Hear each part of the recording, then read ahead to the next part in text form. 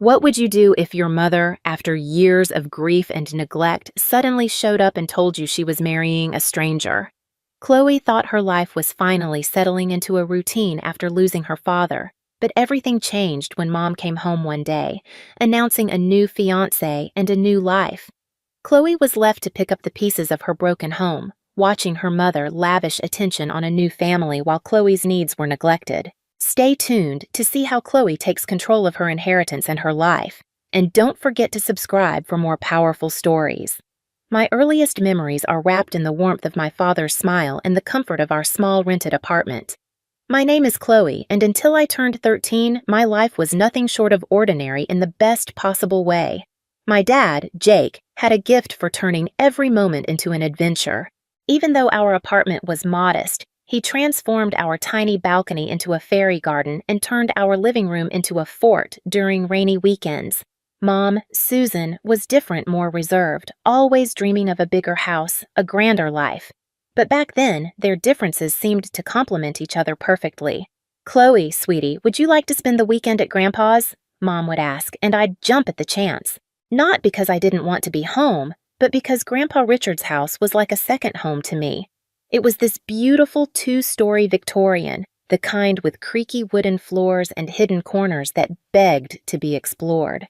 "Your mother needs her alone time with your father," Grandpa would say with a knowing smile when I arrived at his doorstep. "And I need my time with my favorite granddaughter." I was a perceptive child, more so than the adults realized. I understood that Mom sometimes needed space, that she and Dad had their own relationship to nurture. It didn't hurt me, if anything. It made me feel grown up. Plus, those weekends with Grandpa were golden. He'd tell me stories about Dad's childhood, teach me about managing money — he was a retired bank manager — and make the best pancakes in the world. "You know, Chloe," he said once as we sat on his porch having breakfast, "your mother dreams of a house like this. But do you know what's more important than a big house? A home filled with love." I nodded, understanding even at that young age. Our apartment may have been small, but it was overflowing with love. Dad would come home from his job at the insurance company, swing me around in his arms, and shower Mom with kisses until she laughed despite herself. Those moments made our tiny space feel infinite. But life has a way of changing when you least expect it. At 13, I watched as Dad started losing weight rapidly. At first, he joked, saying he was finally getting in shape, but his eyes told a different story. The doctor's visits became more frequent, and I saw the worry begin to carve lines into Mom's face. "It's just a phase," Dad would say, ruffling my hair every week. "I'll be back to my old self in no time." But he wasn't. The disease-aggressive pancreatic cancer consumed him like a wildfire. Within months, my vibrant, strong father became a mere shadow of himself. I watched, helpless, as Mom tried to hold everything together, but I could see her crumbling inside. The last conversation I had with Dad is forever etched in my memory. He lay in his hospital bed, his hand barely strong enough to hold mine. "Take care of your mom for me, Princess," he whispered, his voice weak but full of love. "And let Grandpa guide you. He's wiser than all of us combined." The year after Dad's death felt like living in a fog. Mom spiraled into such deep depression that she could barely look at me. I guess I reminded her too much of him. Thank goodness for Grandpa Richard. He became my rock, my safe harbor in the storm our lives had become. Living in Grandpa's house wasn't just a temporary solution anymore. It became my new reality. Every morning, I woke up in what used to be Dad's old room, surrounded by his childhood photos and trophies. Grandpa made sure I kept up with school, helped me with my homework, and did his best to fill the void left by both parents, one through death, the other through grief. Mom would call occasionally, but her voice always seemed distant, detached. Her visits were even rarer, quick stops where she'd barely meet my eyes before rushing off again. I learned to stop expecting more. Then, exactly 1 year and 2 months after Dad's death, everything changed. Mom showed up at Grandpa's door one sunny Saturday morning, and I almost didn't recognize her. Gone was the grieving widow in black, replaced by someone wearing a bright yellow dress and sporting a new haircut. Her face was glowing with unhappiness. "Chloe, sweetie, pack your things. You're coming home?" she announced, bouncing on her heels like a teenager. I looked at Grandpa, confused. He seemed just as surprised as I was. The drive back to our apartment was filled with Mom's cheerful chatter about everything and nothing. It was like sitting next to a stranger who happened to look like my mother. But the real shock came when we walked through our apartment door. There, in our small living room, stood a tall man and a girl who looked about 3 years younger than me. They both smiled awkwardly as Mom practically danced to their side. "Chloe, meet Robert and his daughter Emily. Robert is my fiancé, and Emily will be your new sister. We're getting married soon." Mom beamed, clutching Robert's arm. The room started spinning. "What? When did this happen?" "Oh, we've been dating for a while now." Mom waved her hand dismissively. "I didn't tell anyone about our relationship. You know how people can get jealous and judgmental. It was better this way." I stumbled to my old room, barely registering that it had been redecorated. With trembling hands, I pulled out my phone and called Grandpa. He answered on the first ring. "Mom has a fiancé," I whispered into the phone. "She's getting married and didn't tell anyone. There's a man here and his daughter." Grandpa arrived within 20 minutes.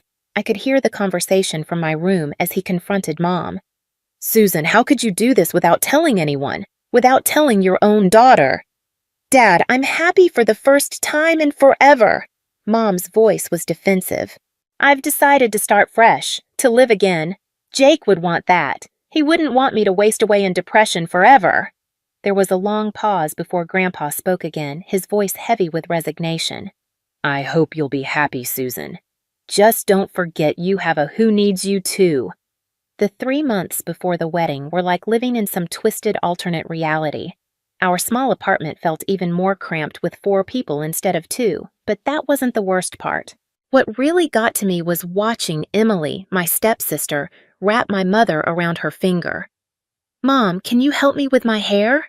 Emily would say, and my mother would drop everything, including our conversation, to assist her. The way she said "Mom" made my skin crawl, especially since she'd only known my mother for a few months. Mom seemed blind to everything except Emily. When Emily mentioned she loved ballet, Mom immediately signed her up for private lessons, something I'd begged for years ago but was told we couldn't afford. When Emily complained about her old phone being too slow, Mom bought her the latest iPhone model. When Emily wanted to redecorate her side of the bedroom we now shared, Mom took her shopping and spent hundreds of dollars on new bedding, curtains, and decorations. "Your sister needs to feel welcome here," Mom would say whenever I tried to point out the disparity in treatment. "Stepsister," I'd correct her. "And I need to feel welcome too." She'd just shake her head and walk away. The wedding day itself was a modest affair at a local venue, but Mom? She glowed with happiness. I stood there in my bridesmaid dress, watching as she fawned over Emily's hair and makeup, barely sparing me a glance. Throughout the ceremony and reception, Mom kept Emily close, holding her hand, introducing her to everyone as my beautiful daughter. I might as well have been invisible, a mere background figure in the perfect scene she was creating. Grandpa gave them a check for $5,000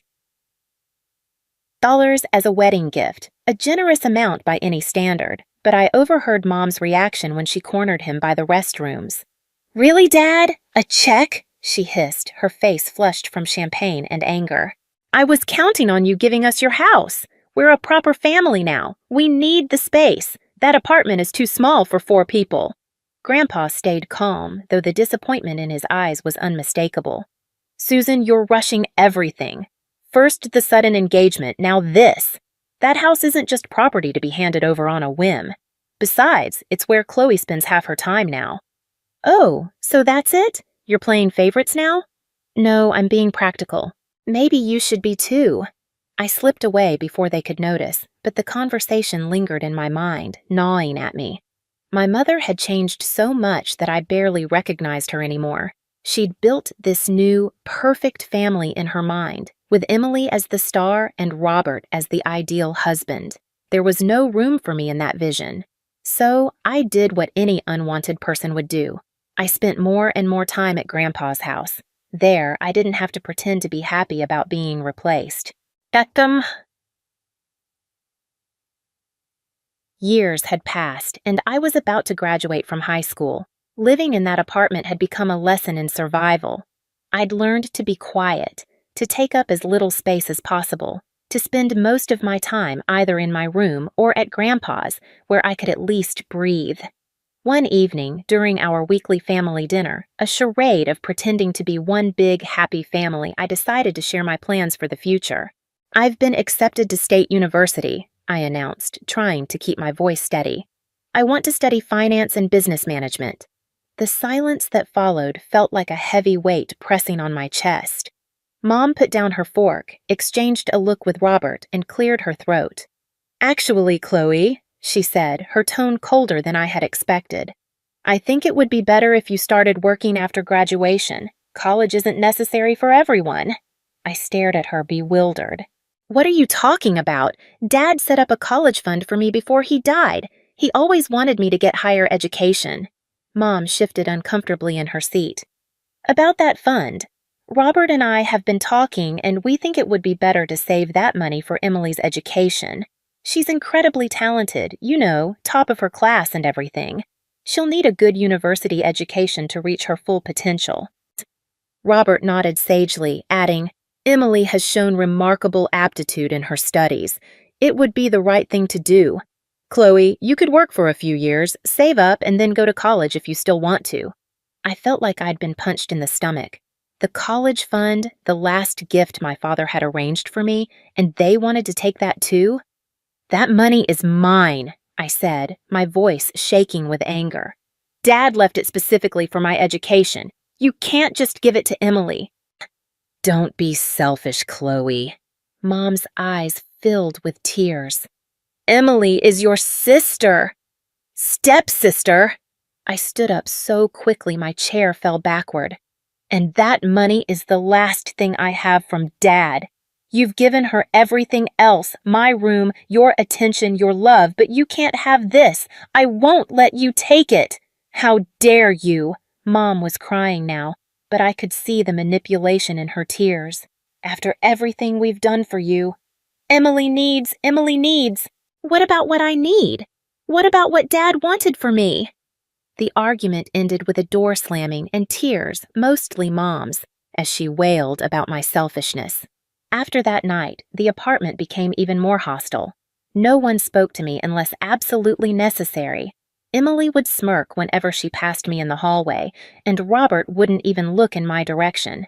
When graduation day came, I wasn't surprised to find only Grandpa in the audience. He cheered loud enough for 4 people when they called my name, and his proud smile meant more to me than anything my new family could have offered. That evening, I packed everything I owned into 3 cardboard boxes and my old suitcase. Grandpa helped me load them into his car. "Your room is always ready for you, sweetheart," he said as we drove away from the apartment. "Always has been, always will be." I didn't look back as we left. There was nothing there for me anymore. College life became my escape. I threw myself into my studies, determined to make my father and Grandpa proud. The business and finance courses fascinated me, and I found myself excelling in ways that would have made Dad smile. Every evening, I'd call Grandpa to share what I'd learned. "Tell me again about derivatives," he'd say, even though he knew more about finance than my professors. "I love hearing you explain it." But as my college years progressed, I noticed changes in Grandpa's voice during our calls. He got tired more easily, and his usual sharp wit sometimes seemed dulled. During my visits home, I caught him wincing when he stood up or rubbing his chest when he thought I wasn't looking. "It's just age catching up with me," he'd say whenever I asked about his health. "Nothing to worry about, sweetheart." But I did worry. The weight of it settled deep in my chest, so I started calling him twice a day instead of once. And I drove home every weekend I could, not just on holidays. We'd sit in his kitchen sipping tea, talking about everything and nothing, just like we used to. There were moments when I'd catch him watching me with such intense love that it choked me up. I'd force myself to breathe, to keep my composure, but it was hard. It was the middle of my final semester when the phone rang. I almost didn't answer it. Mom hadn't called in 4 years. But something made me pick up. "Grandpa died last night," she said, her voice flat, drained of any emotion. "The funeral is on Thursday at 2 p.m., Hartford Funeral Home." The phone slipped from my hand, and everything around me went still. I don't remember much after that, only that my roommate found me, curled up on the floor, my body racked with uncontrollable sobs. Thursday came too quickly, and not quickly enough. The funeral home was just the kind of place Grandpa would have chosen understated, elegant, with large windows letting in natural light, a space that somehow felt too big and too empty without him there. I arrived early, my black dress too tight, my skin too raw, everything out of place because Grandpa wasn't there to make it right. I expected to see Mom and her family, but they were nowhere to be found. Instead, Mr. Tzeder, Harrison Grandpa's friend from his banking days, was the one organizing everything. "They're running a bit late," he explained when I asked. "Your mother called to say they'd be delayed." The service was beautiful, filled with people from Grandpa's life, sharing stories about his kindness, his integrity, his humor. I sat in the front row, isolated by grief, alone with the emptiness of his absence. Halfway through, I heard the back door open. Mom swept in with Robert and Emily, their black outfits mismatched, out of sync, just like everything else. They took their seats in the far back, and Mom didn't even glance in my direction. Her face was a mask of grief, perfectly in place. But her eyes? Her eyes were already darting around the room, calculating, assessing. I turned back to face the front, the tears now burning my eyes, a sharp mix of grief and anger. Even here, even now, she couldn't acknowledge me. Not even for one day, not even to mourn her father together. She couldn't put aside her pettiness, her control. After the service, I drove to Grandpa's house, the place that had been my home for the last 4 years. But when I arrived, I stopped short. The sight that greeted me on the front lawn felt like a punch in the stomach. Scattered across the grass were garbage bags, torn and spilling open my belongings, my life discarded like worthless debris. Clothes, books, photo albums, all of it had been thrown out with no care, no thought. My hands trembled as I tried my key in the front door. It wouldn't turn. The lock had been changed. I stood there for what felt like an eternity, key uselessly in hand, when the door swung open. Mom stood in the doorway, wearing the same black dress from the funeral, but this time her expression wasn't one of grief. It was triumph, cold and calculated. "Oh, good. You're here to collect your things," she said as if she was doing me a favor. "This is my house now. Dad's finally gone, and as his only child, I'm the rightful heir. I've already had the locks changed. We're moving in tonight." I stared at her, unable to process the cruelty of it all. "You couldn't even wait until after the funeral? These are my things, my home." "No, this is my home now," she cut me off sharply. "And you better take your stuff quickly or it's going in the dumpster. I need to clear the space for Emily's things." She smiled coldly. "She's getting your old room, by the way." She's always wanted a bigger bedroom. I felt numb as I gathered my belongings, stuffing everything back into the torn bags, trying to collect the scattered photos of Dad and Grandpa from where they'd fallen in the grass. My mother stood in the doorway the entire time, watching me like a security guard, making sure I didn't try to steal anything. The drive back to my college dorm was a blur of tears and disbelief. My roommate helped me carry everything up, not asking questions when she saw my state. A week later, I received a call from a law firm. "Miss Johnson, this is Mr. Anderson from Anderson and Partners Law Firm. I'm your grandfather's notary. We need you to come in for the reading of his will. Would Thursday at 10 o'clock a.m. work for you?" I agreed, though I couldn't see the point. Mom had made it clear she was the heir to everything. When I arrived at the notary's office that Thursday, Mom, Robert, and Emily were already there, seated like royalty in the leather chairs. Emily was examining her manicure while Robert scrolled through his phone. Mom's eyes narrowed when she saw me. "What are you doing here?" she asked loudly enough for everyone in the office to hear. "You're clearly not needed for this. We're handling family business." Mr. Anderson adjusted his glasses and began reading from the document in front of him. "I, Richard Jake Mitchell, being of sound mind and body, declare this to be my last will and testament." He started with the formal language, but I saw Mom already smiling triumphantly. That smile froze when Mr. Anderson continued, "To my beloved granddaughter, Chloe Johnson, I leave my house at 1542 Oak Street, along with all its contents, and my entire savings account containing $475,000. The room went deadly silent. For a moment, then Mom's voice shattered it. "What? This can't be right!" She snatched the document from Mr. Anderson's hands, her eyes scanning frantically. "Where's my part? I'm his daughter!" Mr. Anderson calmly retrieved the will. "Mrs. Waters, your father's wishes are quite clear. He leaves everything to Miss Chloe Johnson. There is no provision for you in the will." "This is impossible. She manipulated him. She poisoned him against me. I'll sue. I'll contest this will." "The will is ironclad," Mr. Anderson stated firmly. "Your father had it properly witnessed and notarized 6 months ago. He was of completely sound mind as attested by his doctor. Any attempt to contest it would be futile and expensive." Mom's strategy suddenly shifted. The rage in her eyes transformed into tears as she turned to me. "Chloe, sweetie, please," she pleaded, her voice honey-sweet now. "We've already given up our apartment.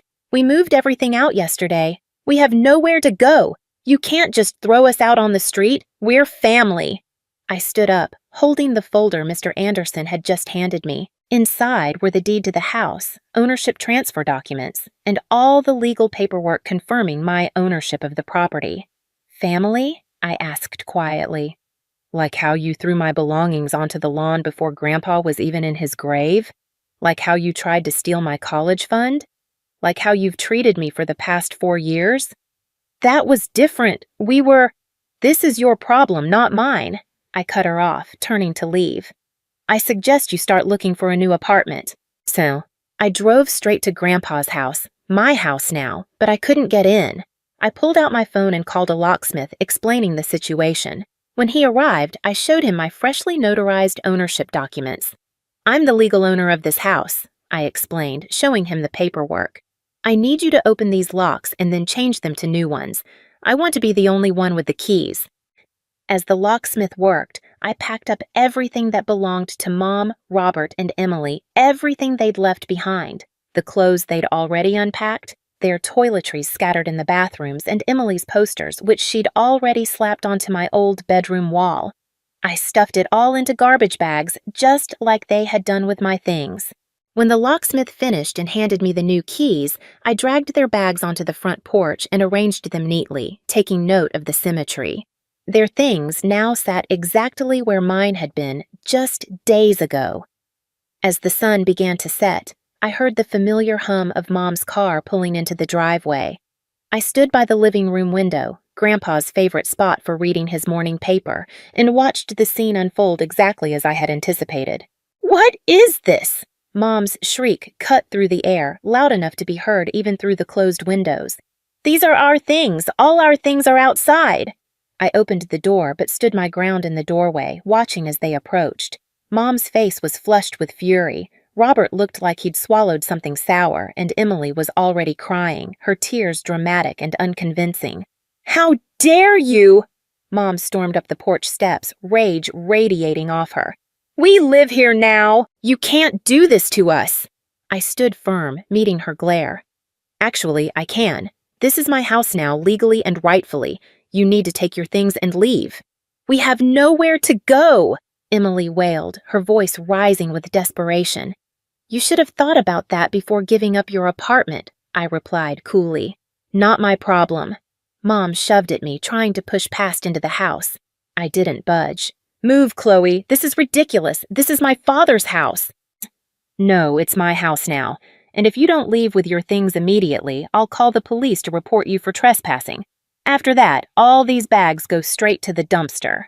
I pulled out my phone, locking eyes with her. "Your choice." "Just like you gave me a choice about my things a few days ago. Remember?" I added, letting the words sting. The next few minutes were filled with curses, threats, and shouts of injustice as they scrambled to gather their bags. Mom alternated between sobbing and screaming about how unfair everything was, while Emily kept muttering that I'd regret this. Robert muttered under his breath, threatening to contest the will.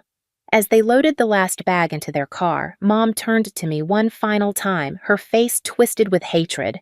"You're no daughter of mine. Your father would be ashamed of you." I smiled sadly. "No, Mom. Dad would be proud that I finally stood up for myself. Goodbye. I watched them drive off, their car disappearing around the corner. That was 6 months ago. Now I'm in my final semester, about to graduate with honors. The house is being rented to a lovely young family, and their monthly rent payments are helping me build my savings, just as Grandpa would have wanted. I found his letter in the study safe that first night after everyone left. My dearest Chloe, it began. If you're reading this, it means you've already dealt with your mother's reaction to my will. I'm sorry I had to put you through that, but I knew Susan too well. I knew what she would try to do. You have your father's integrity and my business sense. Use them both wisely. The house is yours to do with as you please, but promise me you'll keep the family photos in the attic. Some memories are worth keeping, even the painful ones. I kept that promise, along with every other one I made to both him and Dad. Now, I'm focusing on my future, letting go of the past while holding on to the lessons it taught me. Sometimes family isn't about who you're born to. Sometimes it's about who believes in you, who protects you, who helps you grow. Mom, Robert, and Emily still live somewhere in the city. I hear they found a new apartment eventually. They've tried to contact me a few times, usually when they need something, but I don't respond. Some chapters of our lives are better left closed. What do you do when your own mother turns against you, betrays your trust, and tries to strip away everything your father left you? When your family's love becomes a lie and their expectations feel like chains? Chloe spent years watching her family, particularly her mother, slowly unravel. She gave everything her time, her support, even her father's college fund, only to see her mother and stepfamily take, without ever giving anything back. But when the will was read and Chloe inherited the one thing that truly mattered, the house her grandfather left her, everything changed. In a cold, calculated move, her mother tried to claim what was now Chloe's, but Chloe wasn't about to let that happen. With her grandfather's wisdom and her father's strength, she stood firm, forcing her mother and her family out not with anger, but with quiet resolve. Chloe had spent too long being the one who gave to others. This time, it was her turn to stand up for herself and claim what was rightfully hers. And the lesson here? Sometimes, the only way to truly break free is to cut the ties that bind you. Chloe didn't just get her house, she got her life back. She chose to live on her own terms, and in doing so, she honored her father's memory and her grandfather's legacy. So, here's the question. If you were in Chloe's shoes, would you have stood up for yourself earlier? Or would you have kept hoping for things to change? Let's talk about it in the comments. If you enjoyed this story, don't forget to like, subscribe, and stay tuned for more.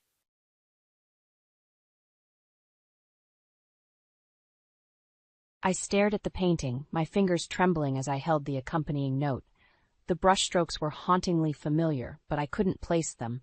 The message, however, was crystal clear. You betrayed me, Jenna. Now it's time to pay.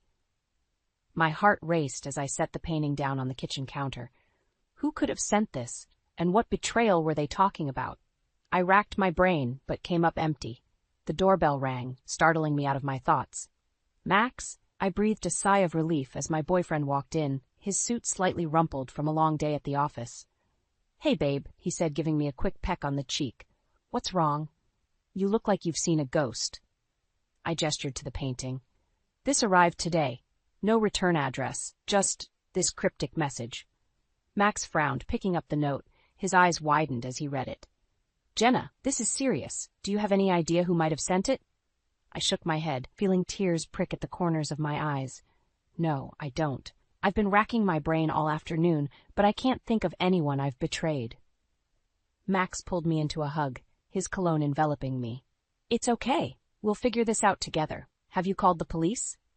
Not yet, I admitted.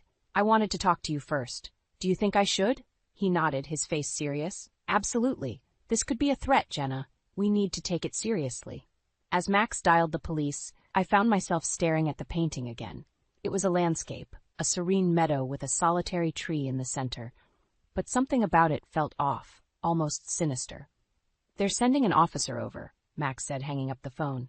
He hesitated for a moment, then added, Jenna, I've been thinking, maybe this is a sign. I turned to him, confused. A sign of what? He took my hands in his eyes intense. A sign that we should get married. Present a united front against whoever's trying to intimidate you. I blinked, taken aback. Max, I don't know. This is all happening so fast. I know, he said quickly. But think about it. We've been together for 3 years. We live together. Marriage is the next logical step, right? Before I could respond, there was a knock at the door. The police officer, a kind-faced woman in her 40s, listened patiently as we explained the situation. We'll dust for prints, she said, bagging the painting and note. In the meantime, Miss Carter, I'd advise you to be extra cautious. Keep your doors locked and report any suspicious activity immediately. After she left, Max turned to me again. So, what do you think about getting married? I sighed, running a hand through my hair. Max, I love you, but this is a lot to process right now. Can we talk about it later? He nodded, but I could see the disappointment in his eyes. Of course. I'm sorry. I shouldn't have sprung that on you. As we settled in for the night, I couldn't shake the feeling of unease. The painting, the note, Max's sudden proposal, it all felt like the beginning of something bigger, something I wasn't sure I was ready for. My phone buzzed with a text from my mom. Honey, are you okay? I had the strangest feeling something was wrong. I stared at the message, debating whether to tell her about the painting. Mom had always been my rock, especially after Dad died, but I didn't want to worry her unnecessarily. Everything's fine, Mom, I typed back. Just a busy day at work. Love you. As I set my phone down, I caught Max watching me from across the room. You didn't tell your mom? I shook my head. Not yet. I don't want to worry her until we know more. He nodded, but something in his expression made me uneasy. It was almost as if he was relieved. I pushed the thought away, chalking it up to stress. But as I drifted off to sleep that night, the image of the painting haunted my dreams, along with a nagging feeling that my life was about to change in ways I couldn't begin to imagine. I stood in front of the mirror, smoothing down my dress for the 100th time. The engagement ring on my finger felt heavy, a constant reminder of the whirlwind past few days. You look beautiful, Max said, coming up behind me and wrapping his arms around my waist. I forced a smile. Thanks. I just want to make a good impression on your parents.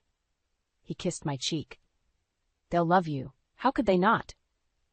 As we drove to his parents' mansion, I couldn't shake the knot in my stomach.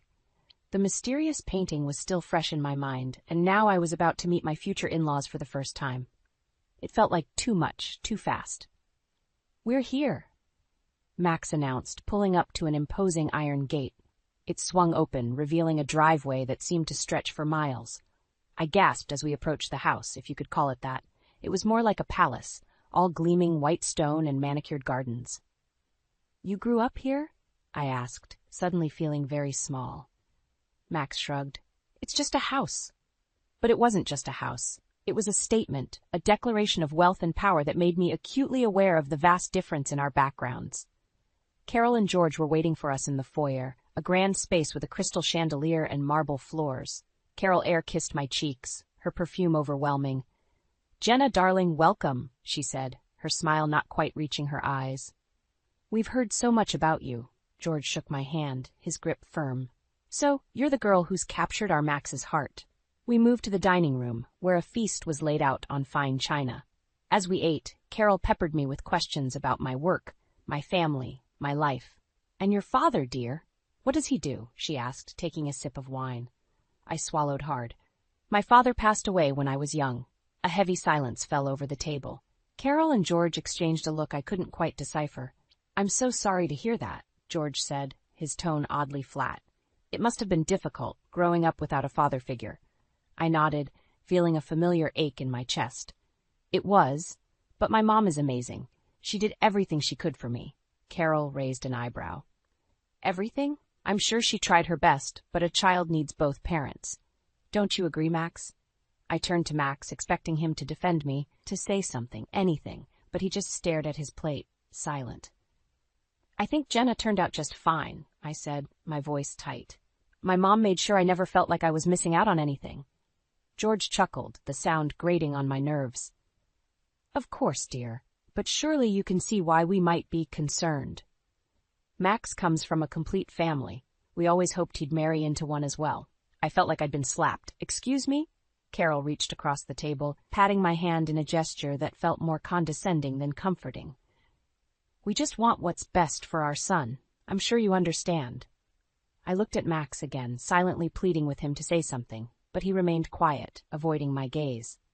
I think I need some air, I said, standing abruptly. My chair scraped against the floor, the sound echoing in the tense silence.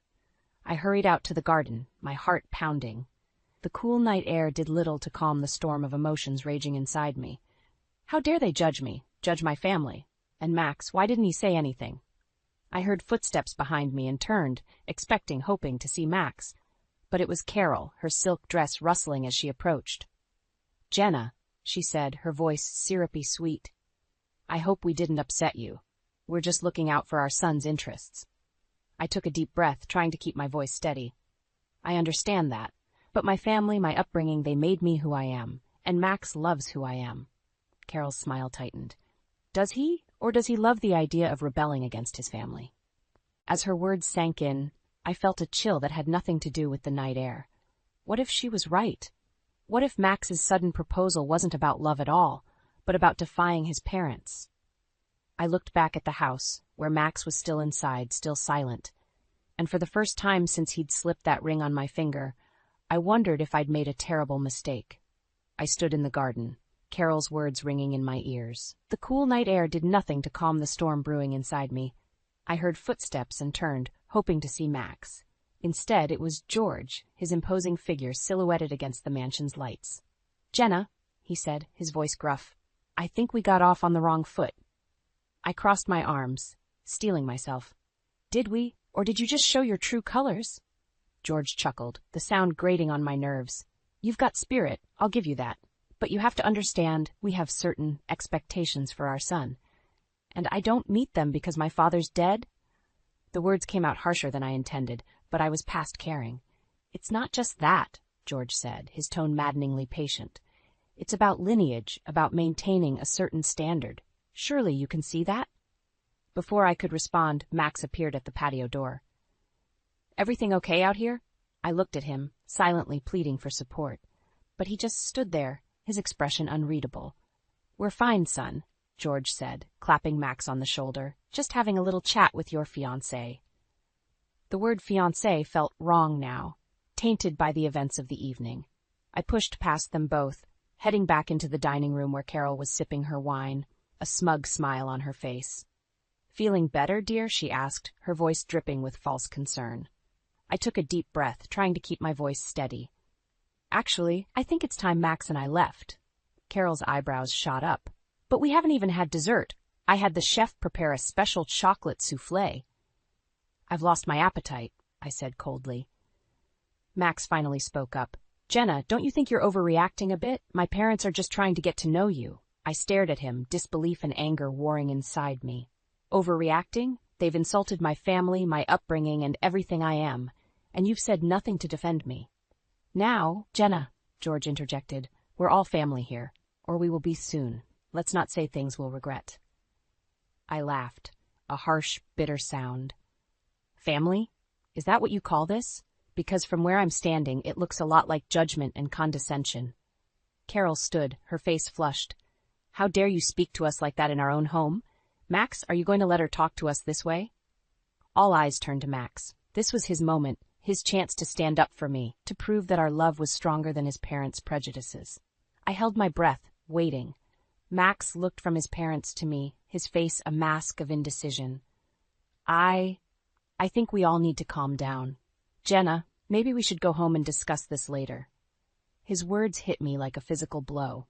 In that moment, I saw our future laid out before me, a lifetime of being second best, of Max choosing his parents over me, of never quite measuring up to their standards. "You're right, Max," I said, my voice eerily calm. "We should go home, but not together." I pulled the engagement ring off my finger and set it on the table with a soft clink. The room fell silent, the tension thick enough to cut with a knife. "Jenna, don't," Max started, but I cut him off. "No, Max, I won't be part of a family that doesn't accept me for who I am, and I won't marry a man who won't stand up for me." I turned to Carol and George, my head held high. "Thank you for dinner, and for showing me exactly what kind of family I was about to marry into." With that, I walked out, ignoring Max's calls behind me. As I stepped into the cool night air, I felt a strange mix of pain and liberation. The future I had imagined with Max was crumbling, but in its place I saw a new path opening up, one where I didn't have to compromise who I was for anyone.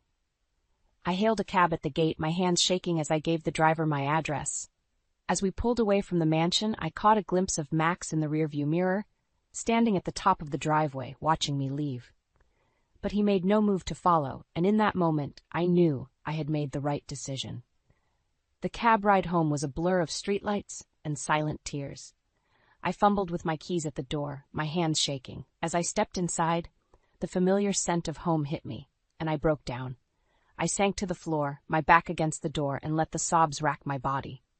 How had everything fallen apart so quickly? Just days ago, I was happily planning a future with Max. Now I felt like a stranger in my own life. My phone buzzed incessantly, texts and calls from Max. I ignored them all. What could he possibly say to make this right? As dawn broke, I dragged myself to the shower, letting the hot water wash away the remnants of last night. I emerged feeling raw but determined. I had work to do, clients who depended on me. I couldn't let Max and his family derail my life. At the office, I threw myself into my projects with a fervor that surprised even me. My assistant, Lisa, kept shooting me concerned glances. "Jenna, are you okay?" she finally asked around lunchtime. "You seem different." I forced a smile. "I'm fine, Lisa, just focused." But as the day wore on, the facade began to crack. Every time my phone buzzed, I jumped, half expecting to see Max's name. By late afternoon, I couldn't take it anymore. "I'm heading out early," I told Lisa. "Can you reschedule my last appointment?" I drove aimlessly, not ready to face the emptiness of my apartment. Without realizing it, I found myself at the park where Max had proposed just days ago. The memory, once sweet, now felt like a knife twisting in my gut. I sat on a bench, watching families and couples stroll by, their happiness a stark contrast to the turmoil inside me. That's when I saw him, Max, walking towards me with a determined look on his face. "Jenna," he said, sitting down beside me. "We need to talk." I stiffened. "I think we said everything we needed to say last night. Or rather, you didn't say anything when it mattered." He winced. "I know. I messed up. But you have to understand, my parents." "Your parents?" I cut him off. "Max, this isn't about them. It's about us. About you not standing up for me, for us." "I'm sorry," he said, reaching for my hand. I pulled away. I was caught off guard. I didn't expect them to react that way. I laughed bitterly. "Really?" "Because it seemed pretty clear to me that they've always felt that way about people like me." "People like you?" Max echoed, frowning. "Yes, Max.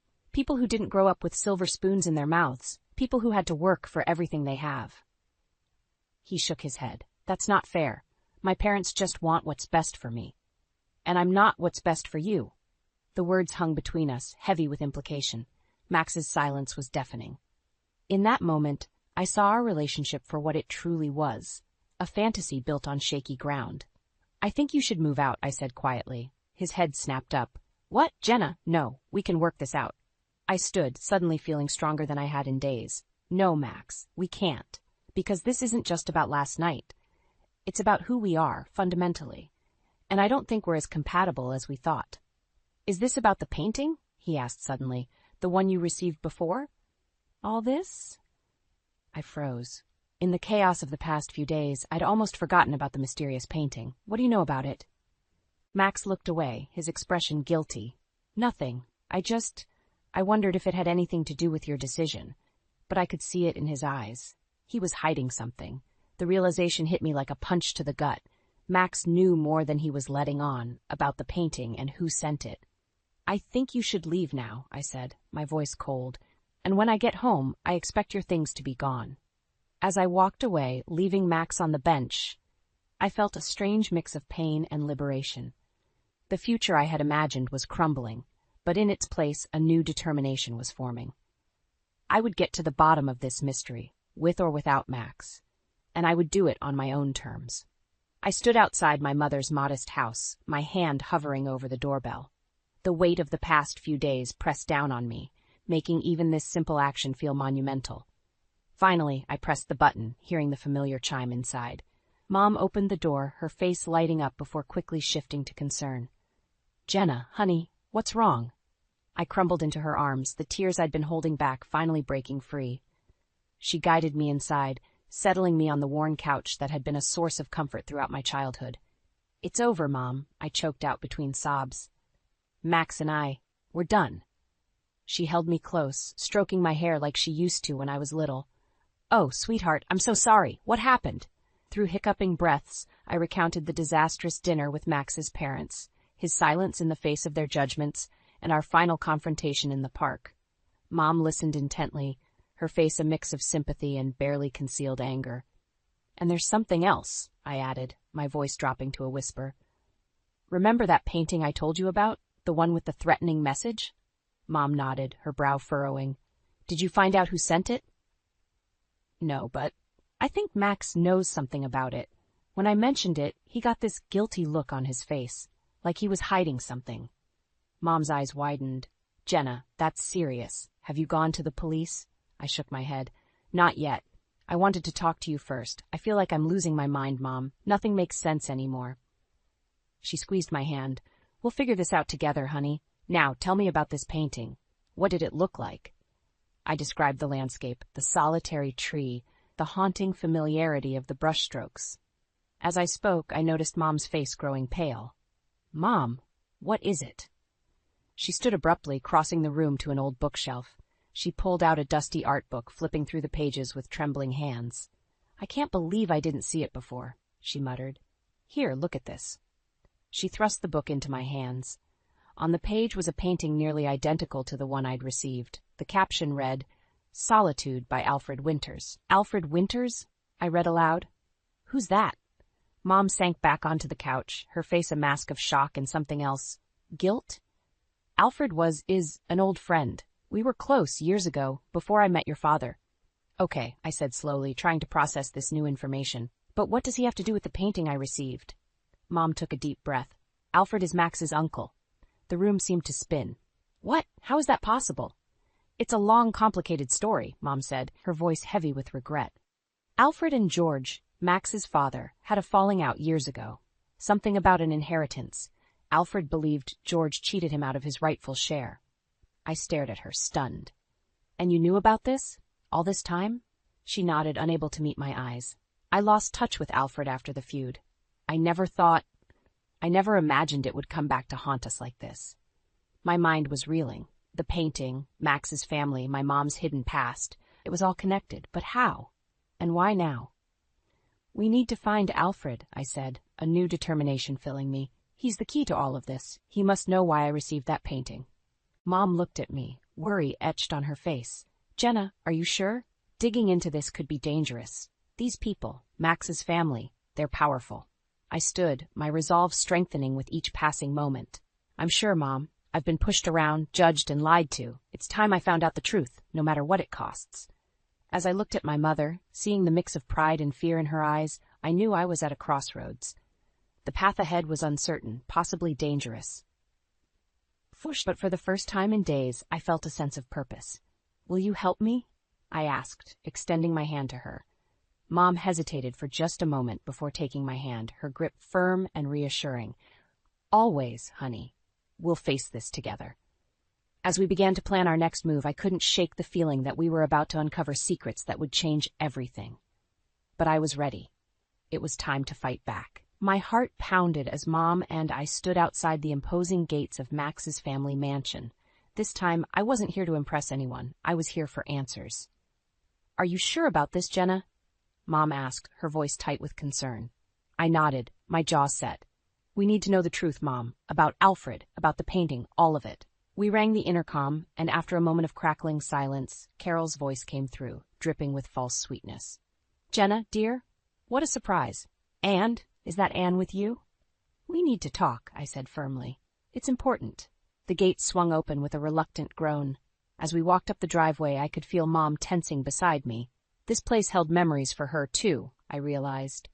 Carol and George were waiting in the foyer, their faces masks of polite confusion. Max stood behind them, his eyes widening when he saw me. "Jenna, what's going on?" he asked, moving towards me. I held up a hand, stopping him. "Not now, Max. We're here to talk about Alfred." The room went deathly quiet. George's face hardened, while Carol's smile became brittle. I don't know what you think you know, George began, his voice low and dangerous. We know enough, Mom cut in, her voice stronger than I'd ever heard it. We know about the feud, about the inheritance, and we know Alfred sent that painting to Jenna. Carol laughed, a high, nervous sound. That's ridiculous. Alfred's been out of our lives for years. He has nothing to do with Jenna. I pulled out my phone, bringing up the image of Alfred's painting. Then how do you explain this? The painting I received is nearly identical to one of Alfred's famous works. George's face flushed red. That proves nothing. Alfred always was a spiteful bastard. He's probably just trying to stir up trouble. By sending a threatening message to someone he's never met? I countered. That doesn't make sense, and you know it. Max stepped forward, his face pale. Jenna, please, let's talk about this privately. But I was done with secrets and lies. No, Max, I want the truth, and I want it now. What really happened with Alfred? The tension in the room was palpable. Carol and George exchanged a look that spoke volumes. It was a misunderstanding, Carol said finally, her voice trembling. Alfred thought he was entitled to more of the family fortune than he was. He became unstable. We had to cut ties for our own safety. Liar! Mom's shout made us all jump. Alfred was the kindest, most generous man I've ever known. He would never. You don't know what you're talking about, Anne, George snapped. You weren't there. You didn't see what he became. The pieces were starting to fall into place. This isn't just about money, is it? I said slowly. There's something else. Something you're all hiding. Max grabbed my arm, his grip tight. Jenna, stop. You don't want to go down this road. I wrenched my arm away, fury rising in me. Don't touch me. You've been lying to me this whole time, haven't you? You knew about Alfred, about the painting. You knew everything. His silence was all the confirmation I needed. I felt sick, betrayed all over again. We're leaving, I announced, grabbing Mom's hand. But this isn't over. I'm going to find Alfred, and I'm going to hear his side of the story. As we turned to go, George's voice stopped us cold. If you pursue this, Jenna, you'll regret it. Some secrets are better left buried. I looked back at him, at this family that had nearly become mine, and felt a chill run down my spine. Is that a threat, George? His smile was cold. Consider it a friendly warning, for your own good. As Mom and I walked out, I could feel the weight of their stares on my back. I had come looking for answers, but all I'd found were more questions and a sense of looming danger. But I wasn't backing down. Whatever the cost, whatever the risk, I was going to uncover the truth. And God help anyone who tried to stop me. I paced my living room, my mind racing with everything that had happened. The confrontation with Max's parents had left me shaken, but more determined than ever to uncover the truth. The sound of a key in the lock made me freeze. Max. He walked in, his face a mask of worry and guilt. Jenna, we need to talk. You're damn right we do, I snapped. How long have you known about Alfred, about the painting? Max sank onto the couch, his shoulders slumped. I've always known about Alfred. The family doesn't talk about him, but I knew. And the painting? I pressed, my voice rising. Did you know he was going to send it to me? No. Max's head shot up. I swear, Jenna, I had no idea about that. When you showed it to me, I was as shocked as you were. I wanted to believe him, but the doubt had taken root. Then why didn't you say anything? Why did you let me walk into that dinner with your parents completely unprepared? Max ran a hand through his hair, frustration evident in every movement. I hoped it wouldn't come up, that we could just move forward without dredging up old family drama. Old family drama? I repeated incredulously. Max, your uncle sent me a threatening painting. This isn't just some petty disagreement. I know, he said, his voice pleading. But you have to understand my family. They're complicated. Alfred's accusations nearly tore us apart once. I couldn't risk that happening again. I stared at him, a cold realization settling in my gut. So you chose them over me, over the truth. Max stood, reaching for me. No, Jenna, it's not like that. I love you. I want a future with you. But Alfred, he's unstable, dangerous even. My parents were trying to protect us. I stepped back, out of his reach. Protect us? By lying? By treating me like I'm not good enough for their precious family? That's not fair, Max protested. They just need time to get to know you. No, I said, my voice hard. What's not fair is you hiding all of this from me. What's not fair is you standing by while your parents insulted me and my family. Max's face crumpled. I'm sorry, Jenna. I should have told you everything. But please, can't we move past this? Start fresh? For a moment, I wavered. Part of me wanted to forgive him, to believe that we could overcome this. But then I remembered the cold threat in George's voice, the secrets that still hung between us. No, Max, I said quietly. We can't, not until I know the whole truth, and I'm going to find it, with or without your help. His eyes widened. What are you going to do? I'm going to find Alfred, I declared. I'm going to hear his side of the story. Jenna, no, Max pleaded. You don't know what you're getting into. Alfred is dangerous. He could hurt you. I laughed bitterly. Hurt me? The only people who've hurt me lately are you and your family. Max grabbed my arm, his grip tight. I can't let you do this. It's too risky. I wrenched away from him, anger and determination surging through me. You don't get to decide what I can and can't do, Max. Not anymore. If you do this, he said, his voice low and urgent, there's no going back. You'll be choosing Alfred over me, over us. I met his gaze, unflinching. No, Max. I'm choosing the truth. And if that means losing you, then so be it. The silence that followed was deafening. Max stared at me, a mix of hurt and anger in his eyes. Then, without another word, he turned and walked out the door. As it slammed behind him, I felt a strange mix of pain and liberation. I knew I was standing on the edge of something big, something that could change everything. But I was ready. Whatever came next, whatever truths I uncovered, I would face them head on. I picked up my phone and dialed my mom's number. Mom, it's time. Let's find Alfred. The drive to Alfred's secluded cabin felt endless. Mom sat beside me, her face etched with worry and anticipation. As we pulled up to the rustic house nestled in the woods, my heart raced. This was it, the moment of truth. We approached the door, and I hesitated for a moment before knocking. The sound echoed in the quiet forest. Seconds ticked by, then the door creaked open. Alfred stood before us, his silver hair wild, his eyes sharp and wary. He looked from me to Mom, recognition dawning on his face. Anne? He breathed, disbelief coloring his voice. Mom stepped forward, her voice trembling. Hello, Alfred. It's been a long time. His gaze shifted to me, understanding flickering in his eyes. You must be Jenna. I've been expecting you. We followed him inside, the cabin filled with paintings and the smell of turpentine. Alfred settled into a worn armchair, gesturing for us to sit. I suppose you're here about the painting, he said, his voice gruff. I nodded, leaning forward. Why did you send it to me? What did you mean by that message? Alfred's eyes clouded with pain. I thought you were in on it, that you knew about George's deception and were helping to cover it up. In on what? I pressed. What did George do? Alfred's face hardened. He stole everything from me. Not just my inheritance, but my life's work, my paintings, my reputation. He destroyed it all. The story poured out of him, how George had manipulated contracts, spread lies about Alfred's mental state, and ultimately left him penniless and disgraced. But why involve me? I asked, my mind reeling. Alfred looked at Mom, his expression softening. Because of Anne, I thought you might be helping George to keep the truth from her. Mom gasped, reaching for Alfred's hand. Oh, Alfred, I had no idea, if I had known. As they talked, years of misunderstanding and pain unraveling between them, I felt a surge of anger towards George, towards Max, towards this whole twisted family. We need to make this right, I declared, standing up. We need to expose George for what he's done. Alfred shook his head, defeat in his eyes. It's too late. George is too powerful, too well connected. No, I said firmly. It's not too late. We have evidence now. We have your testimony, and I have an idea. I outlined my plan, to use my connections in the art world to organize an exhibition of Alfred's work, to tell his story publicly, to force George to face the consequences of his actions. Alfred's eyes widened. You would do that? For me? I smiled, feeling a sense of purpose I hadn't felt in years. Not just for you, for justice, for the truth. As we worked out the details, I felt a weight lifting from my shoulders.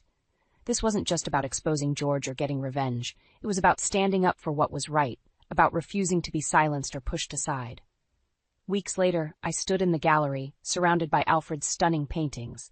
The room buzzed with critics, collectors, and journalists. I saw George and Carol enter, their faces pale with shock. Max appeared at my side, his expression a mix of admiration and regret. Jenna, I'm sorry. I should have believed in you.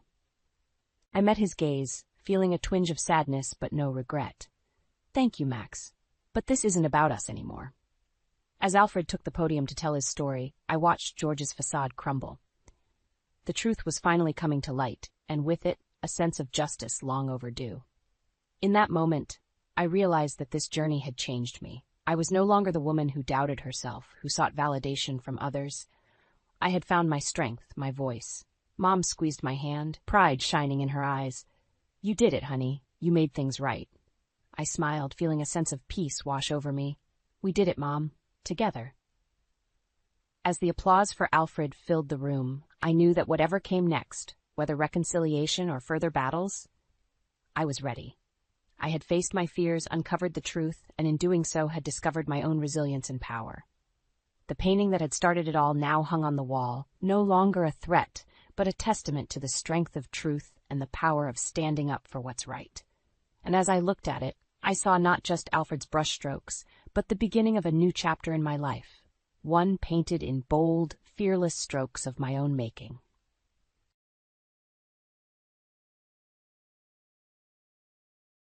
I smoothed my dress for the 100th time, scrutinizing my reflection in the full-length mirror. The ivory silk clung to my curves, a perfect fit for tomorrow's wedding. My wedding. A soft knock at the door startled me from my reverie. Come in, I called, expecting my maid of honor with a last-minute checklist. The door creaked open, and my heart sank. It wasn't best friend, but my younger half-sister, Lydia. Her eyes were red-rimmed, her normally perfect makeup smudged. Grace, she said, her voice barely above a whisper. We need to talk. I steeled myself, plastering on a smile. Lydia, what a surprise. I thought you weren't coming until tomorrow. She stepped into the room, wringing her hands. I couldn't wait. There's something you need to know. A chill ran down my spine. What is it? Lydia took a deep breath. It's about Trevor.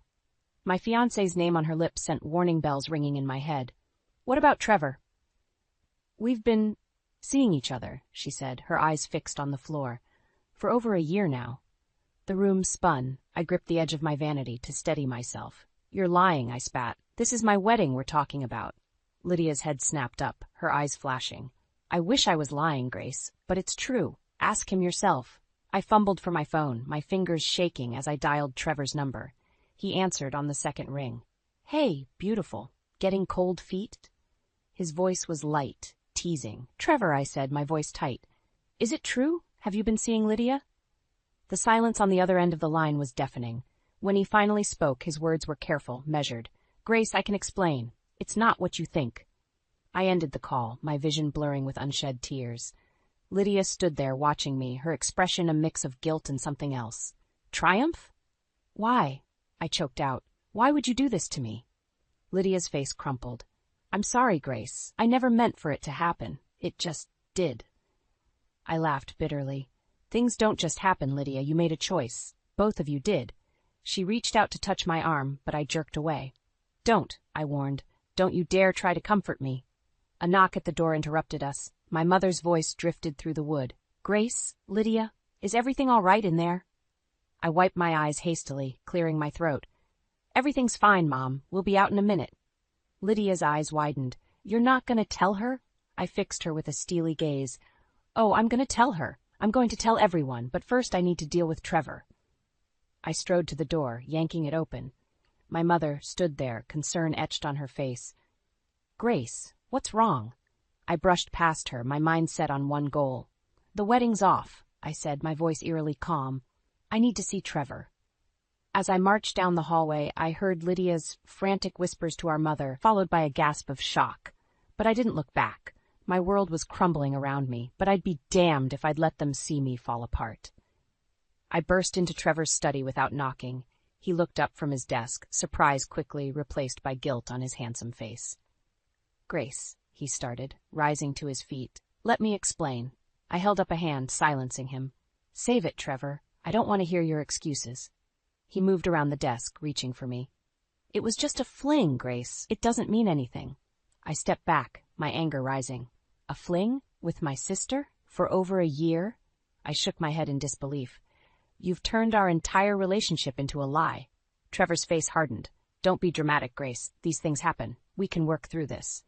I slipped the engagement ring off my finger, tossing it onto his desk. No, Trevor. We can't. It's over. As I turned to leave, he grabbed my arm. Think about what you're doing, Grace. Think about the scandal, the gossip. Is that what you want?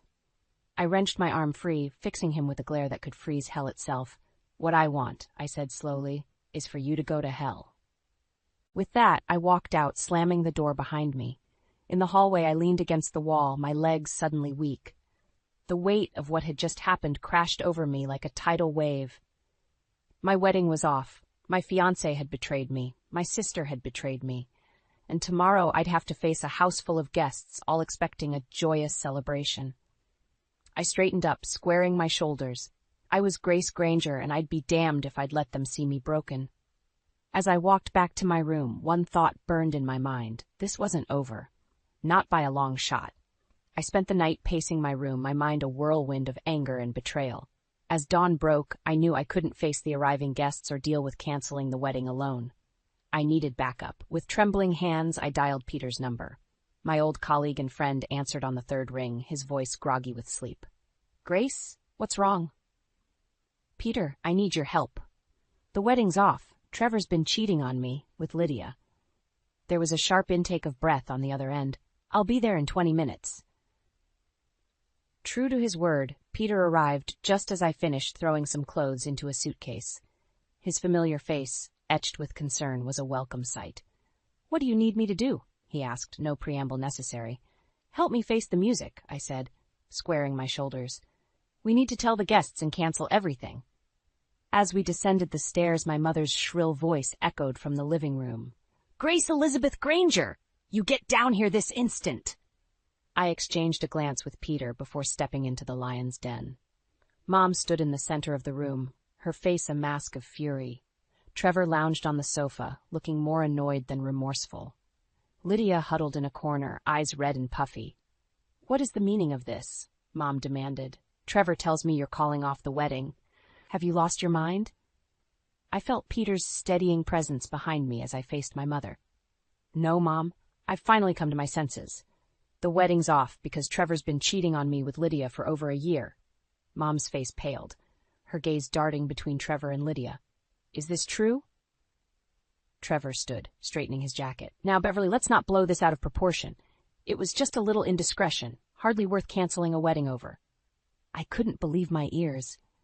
A little indiscretion? You've been sleeping with my sister. Half-sister, Lydia mumbled, earning glares from everyone in the room. Mom turned on Lydia, her voice ice-cold. You. How could you do this to your sister? Oh, spare me the righteous indignation, Mom, I snapped. You're more worried about the scandal than my feelings. That's not true, Mom protested, but her eyes betrayed her. Trevor stepped towards me, his charm cranked up to 11. Grace, darling, let's talk about this rationally. Think about all we've invested in this wedding and our future. We can work through this. I felt my resolve wavering for a moment, years of conditioning kicking in. Then I felt Peter's hand on my shoulder, grounding me. No, Trevor, I said firmly. We can't. It's over. Trevor's face darkened. You're making a big mistake, Grace. Think about your career, your reputation. Do you really want to be known as the jilted bride? Better that than the fool who married a cheater, I retorted. Lydia suddenly sprang to life, rushing towards me. Grace, please, I'm so sorry. I never meant for this to happen. You have to believe me. I stepped back, bumping into Peter. Don't touch me, Lydia. You're dead to me. The room fell silent, the weight of my words hanging in the air. Mom looked between us, her face a mix of shock and disappointment. What are we going to tell people? She finally asked. I turned to Peter. That's where you come in. Can you help me notify the guests and cancel the arrangements? He nodded, squeezing my shoulder.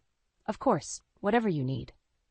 As Peter and I turned to leave, Trevor called out, Grace, don't do this. You're throwing away everything we've built. I paused at the doorway, looking back at the wreckage of my life. My cheating fiancé, my traitorous sister, my image-obsessed mother.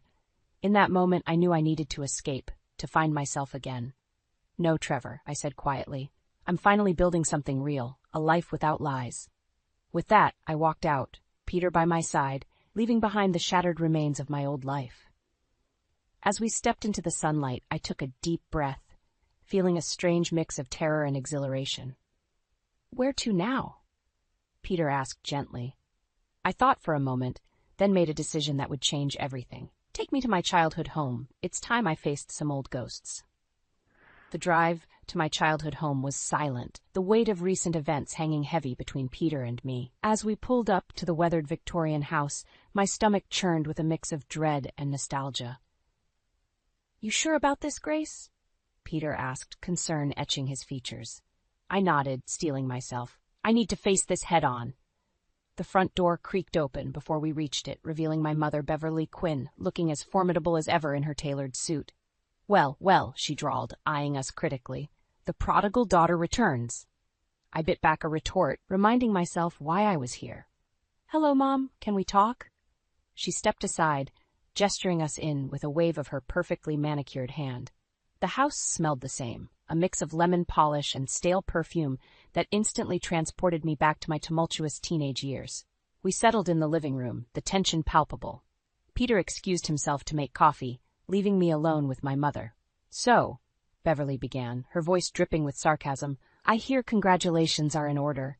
You've managed to spectacularly implode your wedding and your relationship in one fell swoop." I clenched my fists, fighting to keep my voice steady. "I didn't come here for your judgment, Mom. I came because I need. "What?" she pressed, leaning forward. "What could you possibly need from me after all these years?" The words stuck in my throat, but I forced them out. "Advice. How did you do it? How did you move on after Dad's betrayal?" Beverly's eyes widened, genuine surprise replacing her usual mask of disdain. For a moment I saw a flicker of the woman she used to be, before bitterness and resentment had taken hold. "Oh, Grace," she sighed, her shoulders sagging. "I didn't. I never moved on. I let it consume me, define me, and look where that got us." Her unexpected honesty caught me off guard. "But you seemed so strong, so unaffected." She laughed, a harsh, brittle sound. "That was the greatest lie of all. I was broken, and instead of putting myself back together, I let the broken pieces cut everyone around me, especially you and Lydia." As if summoned by her name, the front door burst open, and Lydia stormed in, her face a storm of emotions. "How dare you run away like that?" she shouted, ignoring our mother completely. "We weren't finished talking." I stood, anger flaring anew. "There's nothing left to say, Lydia. You made your choice." "Girls, please," Beverly interjected, but we both ignored her. Lydia advanced, her voice rising. "You always do this. Run away when things get tough. You ran from Dad, you ran from Mom, and now you're running from me and Trevor?" "I'm not running," I shot back. "I'm finally standing my ground." "Enough!" Beverly's voice cracked like a whip, silencing us both. "It looks like history is repeating itself, dear. The same old patterns, the same old pain." I turned to her, fury building. "I'm nothing like you, Mom. I won't let this define me." Beverly's eyes softened, surprising me again. "Good. That's exactly what I hoped you'd say." Lydia scoffed, drawing our attention back to her. "Oh, please. You're more like her than you know, Grace. Always playing the victim. Always thinking you're better than everyone else." "That's rich coming from you," I spat. "You've spent your entire life trying to tear me down out of jealousy." "Jealousy?" Lydia laughed bitterly. "You have no idea what I've been through, what I've had to do to survive in this family." "Then enlighten me," I challenged, stepping closer. "What could possibly justify betraying your own sister?" Lydia's face contorted, a mix of pain and rage. "You want the truth? Fine. I slept with Trevor because I wanted to hurt you. I wanted you to feel just a fraction of the pain I've felt living in your shadow all these years." Her words hit me like a physical blow, leaving me breathless. In that moment, I saw the depth of her resentment, the years of pent-up anger and hurt. Beverly stood, moving between us. "It looks like we all have some hard truths to face. The question is, are we brave enough to do it?" As I looked from my mother to my sister, I realized this was just the beginning. The real battle was yet to come, and it would either tear us apart forever or forge a new, stronger bond. "I'm ready," I said, my voice steady. "Let's lay it all out on the table. No more lies, no more secrets." Lydia's eyes narrowed, a challenge in her gaze. "Be careful what you wish for, sister dear. You might not like what you hear." The tension in the room was suffocating as Lydia, Mom, and I faced each other, years of unspoken resentment hanging between us. Peter had wisely retreated to the kitchen, leaving us to our family drama. "You want the truth?" Lydia spat, her eyes blazing. Fine. I'm here because I need money. The inheritance Dad left me is gone, and I'm drowning in debt. I felt a surge of bitter satisfaction. So sleeping with Trevor wasn't just about hurting me. You were after his money, too. Lydia's face flushed with anger. Don't you dare judge me. You have no idea what it's like to struggle while watching your perfect sister sail through life. Girls, please, Mom interjected, but we ignored her. Struggle? I laughed incredulously. You've had every advantage, Lydia. What could you possibly be struggling with? Lydia's eyes darted to Mom, then back to me. You really want to know? I've been paying for Mom's medical treatments for the past year. Treatments she's been hiding from you. The world seemed to tilt on its axis. I turned to Mom, searching her face for confirmation. What treatments? What is she talking about? Mom sank into her chair, suddenly looking every bit her 60 years. I didn't want to worry you, Grace. You were so busy with your career and the wedding. I'm your daughter, I cried, feeling the sting of betrayal anew. How could you keep this from me? Because she knew you'd try to fix everything like always, Lydia sneered. Saint Grace to the rescue. I whirled on her. And you've been paying for her treatments? With what money? Lydia's defiant expression crumbled. I may have borrowed against the house. Dad's house. The implications hit me like a freight train. Our childhood home, the only tangible connection we had left to our father, was at risk because of Lydia's actions. You what? I breathed, struggling to process this new betrayal. I had no choice, Lydia shouted, tears streaming down her face. Mom needed the treatments, and you were too caught up in your perfect life to notice anything was wrong. I felt like I was drowning, overwhelmed by the cascade of revelations. Why didn't either of you come to me? I could have helped. Because we didn't want to be another burden on your shoulders, Mom said softly. You've always carried so much, Grace. We thought we could handle this on our own. The irony of their misguided attempt to protect me wasn't lost on me. All these years, I'd been maintaining a facade of perfection, thinking it would somehow shield my family from pain. Instead, it had driven us further apart. So what now? I asked, my voice barely above a whisper. The treatments, the house, what are we going to do? Lydia laughed bitterly. That's why I came clean about Trevor. I thought if I ruined your wedding, you'd be so angry you'd pay me off to leave you alone. I could use that money to save the house. The calculated cruelty of her plan stunned me into silence. This was my sister, my flesh and blood, admitting she'd deliberately set out to destroy my happiness for financial gain. Oh, Lydia, Mom sighed, shaking her head. What have we become? I stood up abruptly, needing space to think. I need some air. As I headed for the door, Lydia called out, her voice tinged with desperation. Grace, wait! I'm sorry. I know it was wrong, but I didn't know what else to do. Please, help us. I paused, my hand on the doorknob. The weight of their expectations, their needs pressed down on me. Part of me wanted to run, to leave this mess behind and start fresh somewhere new. But another part, the part that had always felt responsible for holding this family together, wouldn't let me walk away. I turned back, meeting their anxious gazes. I'll help, I said slowly, but on my terms. No more lies, no more secrets. We deal with this together, as a family, or not at all. The relief on their faces was palpable, but I felt no satisfaction.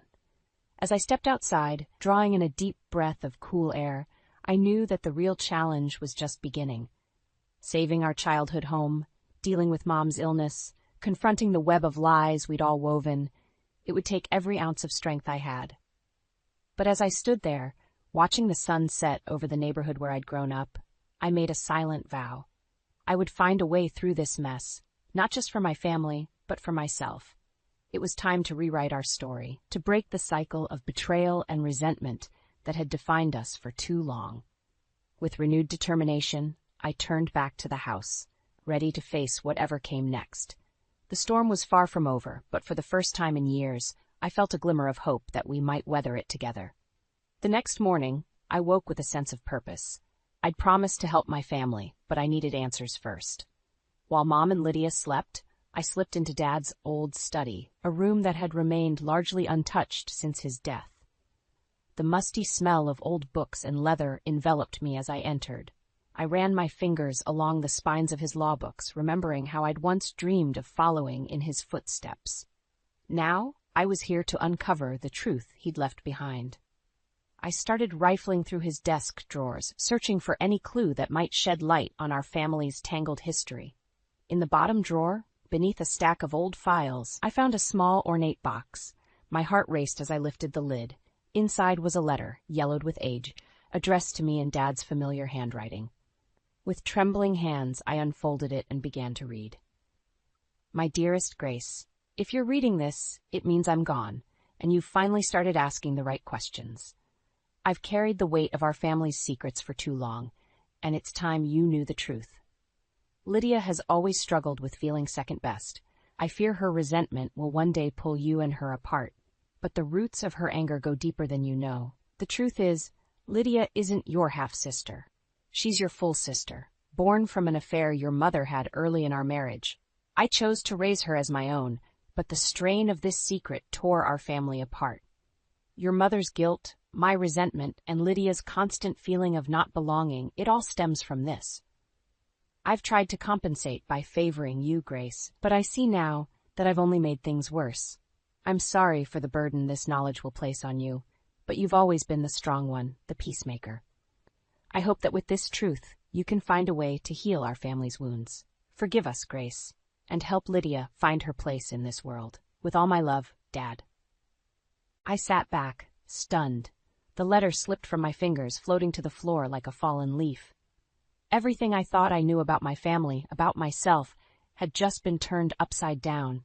Suddenly, Lydia's lifelong resentment made sense. Her desperate attempts to win Mom's approval, her jealousy of my relationship with Dad, it all clicked into place. Grace? Lydia's voice startled me. She stood in the doorway, her eyes widening as she took in the scene. What are you doing in here? I couldn't speak. I simply handed her the letter, watching as the color drained from her face as she read. Is this true? She whispered, looking up at me with tears in her eyes. I nodded, my own vision blurring. It explains so much, doesn't it? Lydia sank to the floor, the letter clutched to her chest. All these years, I thought I was the outsider, the unwanted one, but I was just lost. I moved to sit beside her, tentatively putting an arm around her shoulders. For the first time in years, she didn't pull away. We've both been lost, Lydia, I said softly. Maybe it's time we found our way back to each other. She looked at me, a mix of hope and fear in her eyes.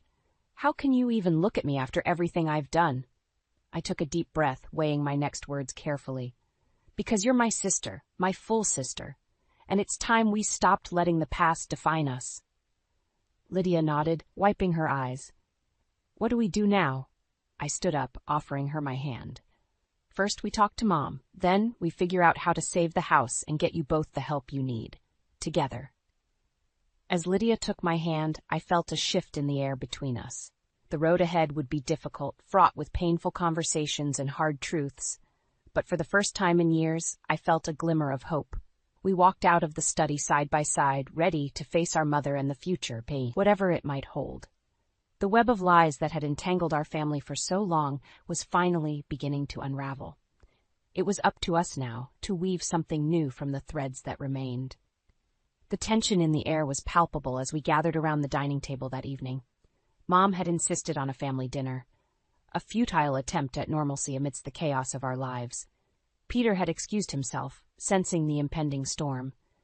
I clutched Dad's letter in my pocket, its weight a constant reminder of the truth I now carried. Lydia sat across from me, her eyes darting nervously between Mom and me. She knew what was coming. Before we eat, I began, my voice steadier than I felt, there's something we need to discuss. Mom's fork clattered against her plate. Grace, please, can't we just have one peaceful meal? No, Mom, we can't keep burying the truth. It's time we faced it head on. I pulled out the letter, smoothing it on the table. I found this in Dad's study. It explains everything. As I read the letter aloud, the color drained from Mom's face. Lydia's hands trembled, her knuckles white as she gripped the edge of the table.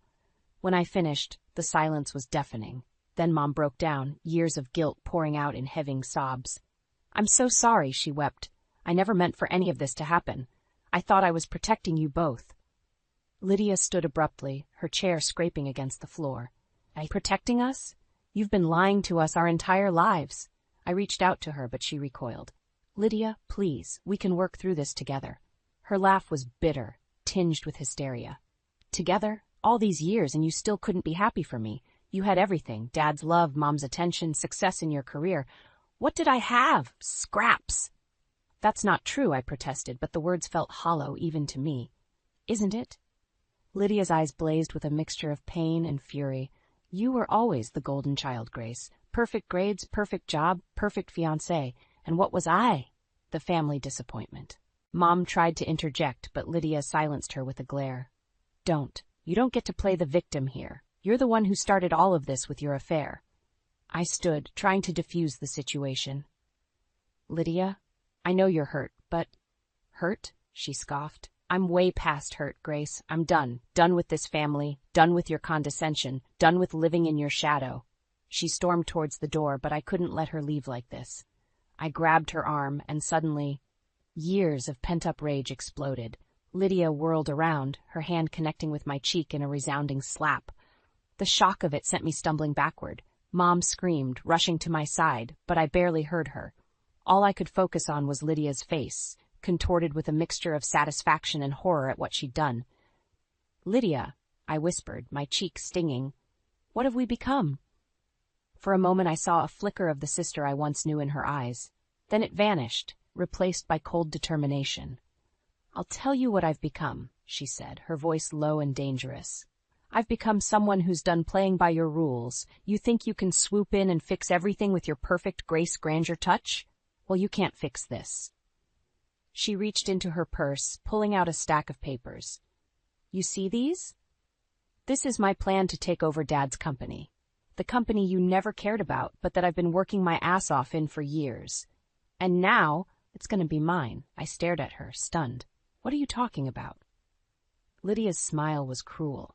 Oh, sister dear, did you really think I was just sitting around feeling sorry for myself all these years? I've been planning, waiting for the right moment. And now, thanks to your little revelation, I have everything I need to discredit you and take what's rightfully mine. Mom gasped. Lydia, you can't be serious. Watch me, Lydia snarled, heading for the door. It's time I made my own light instead of living in Grace's shadow. As the door slammed behind her, I sank to my knees, the weight of everything crashing down on me. I had thought the truth would heal us, but instead, it had torn us apart in ways I never imagined possible. Mom's hand on my shoulder felt like a lead weight. Grace, what are we going to do? I looked up at her, feeling more lost than I ever had in my life. I don't know, Mom. I really don't know. The morning after Lydia's explosive revelation, I woke to a flurry of missed calls and urgent messages. My head pounded as I scrolled through them, each one more alarming than the last. Lydia had wasted no time in setting her plan in motion. I rushed to the family company's headquarters, my stomach churning with dread. As I stepped into the lobby, all eyes turned to me. Whispers followed in my wake, and I caught snippets of conversation that made my blood run cold. Did you hear? Grace Granger's been embezzling. I always knew there was something off about her. I pushed past them, heading straight for the boardroom. As I burst through the doors, I found Lydia holding court, surrounded by the board members. Her eyes gleamed with triumph as she saw me. Ah, Grace, how kind of you to join us, she purred, her voice dripping with false sweetness. We were just discussing your creative accounting practices. I felt the blood drain from my face. What are you talking about? Lydia smiled, sliding a stack of documents across the table. These financial records show some very interesting transfers from the company accounts to your personal ones. Care to explain? I leafed through the papers, my hands shaking. The numbers were all wrong, doctored to make it look like I'd been siphoning funds for years. This is impossible. I've never. Oh, come now, Grace, Lydia interrupted. We all know how hard you've worked. Is it so surprising that you'd want to ensure your own financial security? The board members murmured among themselves, their faces a mix of disappointment and anger. I looked to Mr. Jameson, Dad's old friend and my longtime mentor on the board. His eyes were filled with sadness as he shook his head. Grace, I'm sorry, but given the evidence, we have no choice but to suspend you pending a full investigation. The room spun around me. This couldn't be happening. You can't seriously believe this. Lydia, tell them the truth. Lydia's face hardened. I am telling the truth, Grace. For once in your life, you're not going to be able to talk your way out of this. As security escorted me from the building, I saw Mom waiting in the parking lot, her face etched with worry. "Grace, what's happening?" "Lydia called, said something about you being in trouble." I couldn't bring myself to explain. Instead, I collapsed into her arms, sobbing like I hadn't since I was a child. Mom held me tight, stroking my hair. "Oh, my sweet girl," she whispered. "What have we done to each other?" Back at home, I paced the living room, my mind racing. Peter arrived, his face grim as I filled him in on Lydia's machinations. "We need to fight this, Grace," he insisted. "There must be a way to prove your innocence." I shook my head, feeling defeated. "How? Lydia's had years to plan this. She knows all our weaknesses, all our secrets. She's always been in my shadow, and now she's found a way to make her own light, by extinguishing mine." Mom, who had been silent until now, suddenly spoke up. "No, Grace, you can't give up. You're stronger than this, stronger than Lydia, stronger than me. You've always been the one to hold this family together." Her words sparked something in me, a flicker of the fire I'd thought Lydia had extinguished. I stood straighter, my resolve hardening. "You're right, Mom. I've spent my whole life trying to be perfect, to make everyone happy. But now? Now it's time to fight fire with fire." I turned to Peter, a plan forming in my mind. "I need your help. We're going to dig into every corner of this company, every decision Lydia's made. If she wants to play dirty, she's about to learn that two can play at that game." As I spoke, I felt a shift within me.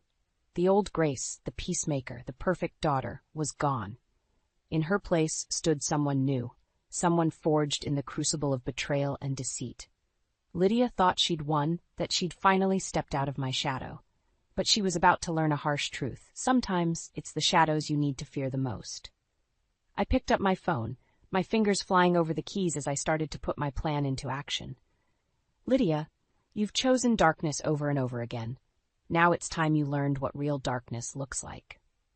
As I hit send on the message, I felt a chill run down my spine. There was no going back now. The final showdown was about to begin, and only one of us would emerge victorious. The boardroom fell silent as I strode in, my heels echoing on the polished floor. Lydia's smug smile faltered as she saw the determination in my eyes. I'd spent the last week gathering evidence, calling in favors, and preparing for this moment. "Ladies and gentlemen of the board," I began, my voice steady, "I'm here to set the record straight." I laid out the truth, piece by damning piece. The doctored financial records Lydia had presented, I'd traced them back to her own computer. The supposed embezzlement, a clever manipulation of numbers that, when unraveled, revealed Lydia's own misappropriation of funds. As I spoke, I watched the color drain from Lydia's face. The board members leaned in, their expressions shifting from skepticism to shock. "But why?" Mr. Jameson asked, his voice heavy with disappointment. "Lydia, why would you do this?" Lydia's composure cracked.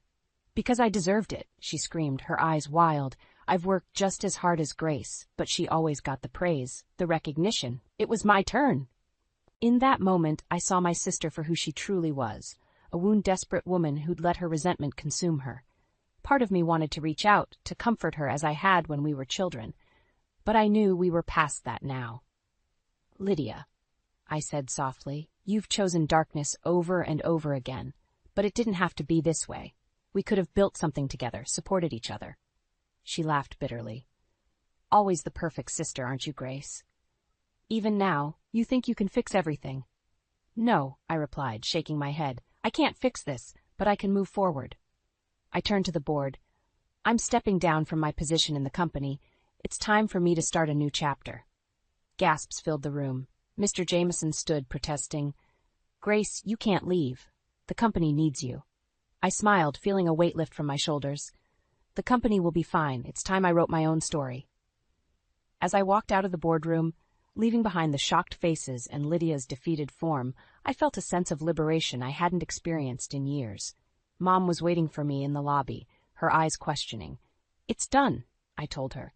"I've cleared my name, but I'm leaving the company." She nodded, understanding in her eyes. "Where will you go?" I took a deep breath, realizing I hadn't thought that far ahead. "I don't know yet, but for the first time in my life, that uncertainty doesn't terrify me." Mom squeezed my hand. "Maybe this time you'll write your own story without the weight of our family's expectations." As we stepped out into the sunlight, I saw Peter waiting by his car. He'd been my rock through this ordeal, and I felt a flutter in my chest as our eyes met. "Ready for a new adventure?" he asked, a smile playing on his lips. I laughed, feeling lighter than I had in years. More than ready. As we drove away from the building that had been the center of my world for so long, I reflected on the journey that had brought me here. The betrayals, the lies, the pain, they had all shaped me, but they didn't define me. I thought of Lydia, hoping that one day she might find peace. I thought of Trevor, grateful that his betrayal had freed me from a life that wasn't truly mine. And I thought of Dad, wishing he could see the strength I'd found in myself. The road ahead was uncertain, but for the first time I was excited about the possibilities. I'd spent so long trying to be the perfect daughter, sister, and fiancée that I'd lost sight of who I really was. Now, as the city faded in the rearview mirror, I felt like I was finally coming home to myself. The web of lies that had entangled my family for so long was broken, and in its place I was weaving a new tapestry, one of honesty, self-discovery, and hope. "So," Peter asked, glancing at me, "where to?" I smiled, feeling the warmth of the sun on my face and the promise of a new beginning in my heart. "Anywhere," I replied, "as long as it's forward." As we drove into the unknown, I realized that sometimes the greatest act of love is letting go, of expectations, of resentments, of the past itself. And in that letting go, we find the strength to begin again. The road stretched out before us, full of possibilities. And for the first time in my life, I was ready to embrace them all.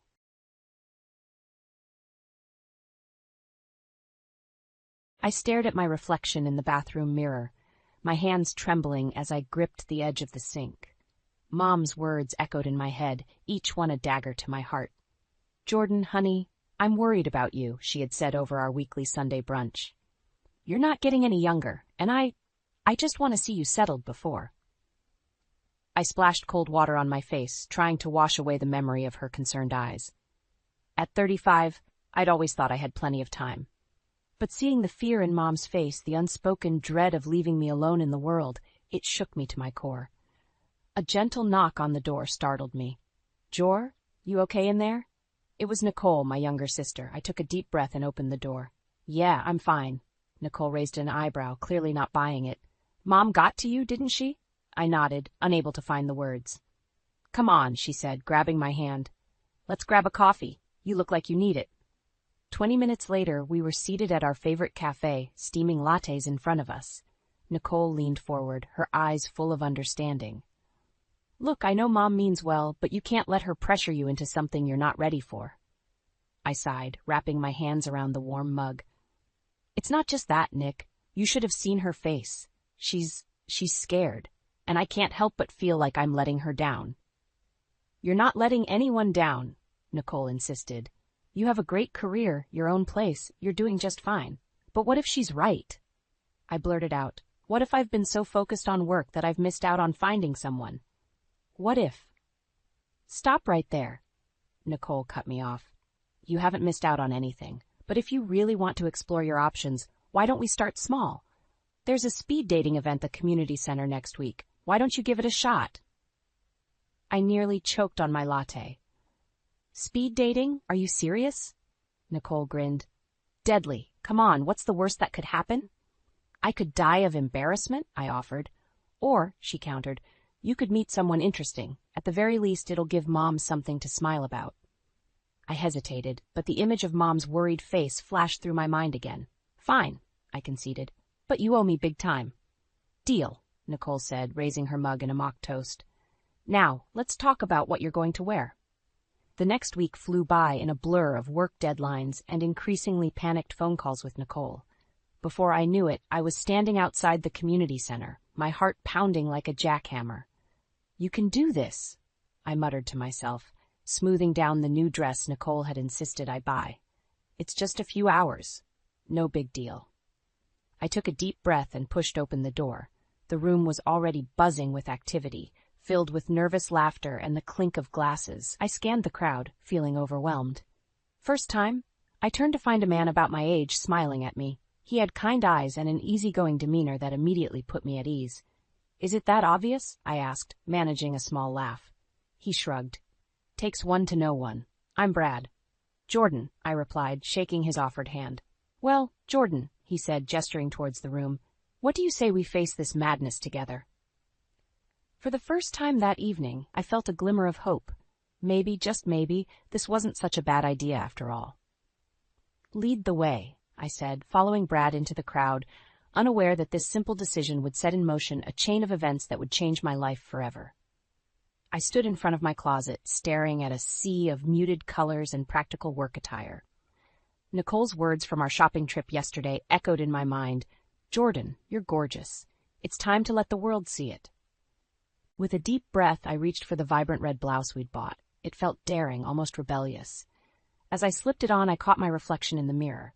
For the first time in years, I didn't see a software engineer. I saw a woman. The office was abuzz with energy as I walked in. Heads turned, and I felt a flutter of self-consciousness. Wow, Jordan, my colleague Sarah exclaimed. You look amazing. What's the occasion? I felt my cheeks warm. No occasion, just trying something new. Sarah grinned. Well, it suits you. You should dress like this more often. As the day progressed, I found myself standing taller, smiling more. The compliments kept coming, each one boosting my confidence a little higher. By lunchtime, I was riding a wave of newfound self-assurance when my phone buzzed. It was Mom. Jordan, honey, she said, her voice tinged with excitement. I hope you haven't forgotten about dinner tonight. I've invited the Thompsons. Their son, Mark, is visiting from Chicago. He's a doctor, you know. My stomach dropped. Mom, we've talked about this. I'm not interested in being set up. But, sweetheart, Mark is such a nice young man. Just give him a chance. For me? I closed my eyes, feeling the weight of her expectations. Fine, Mom, I'll be there. The rest of the day passed in a blur of coding and meetings.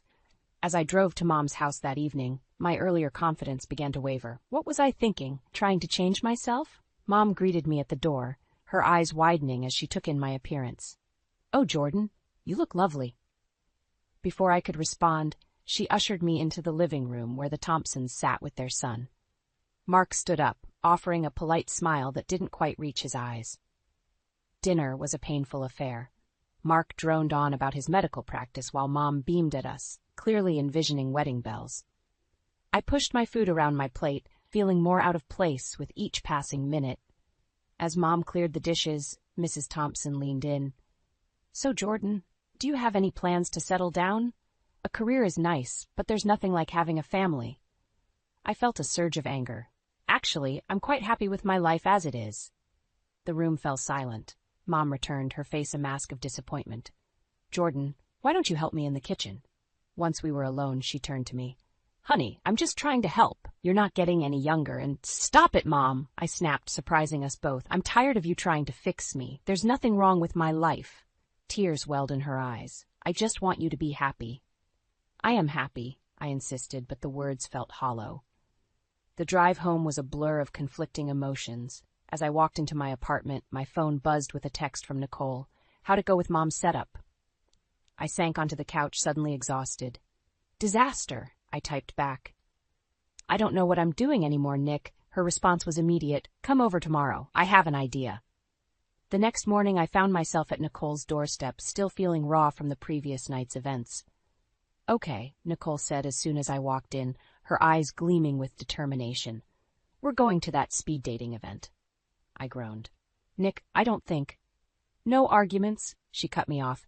You tried Mom's way, now we're doing this my way. As I looked at my sister's resolute face, I realized I had a choice to make. I could retreat back into my comfortable, predictable life, or I could take a leap into the unknown. With a mix of trepidation and excitement, I nodded. All right, let's do it.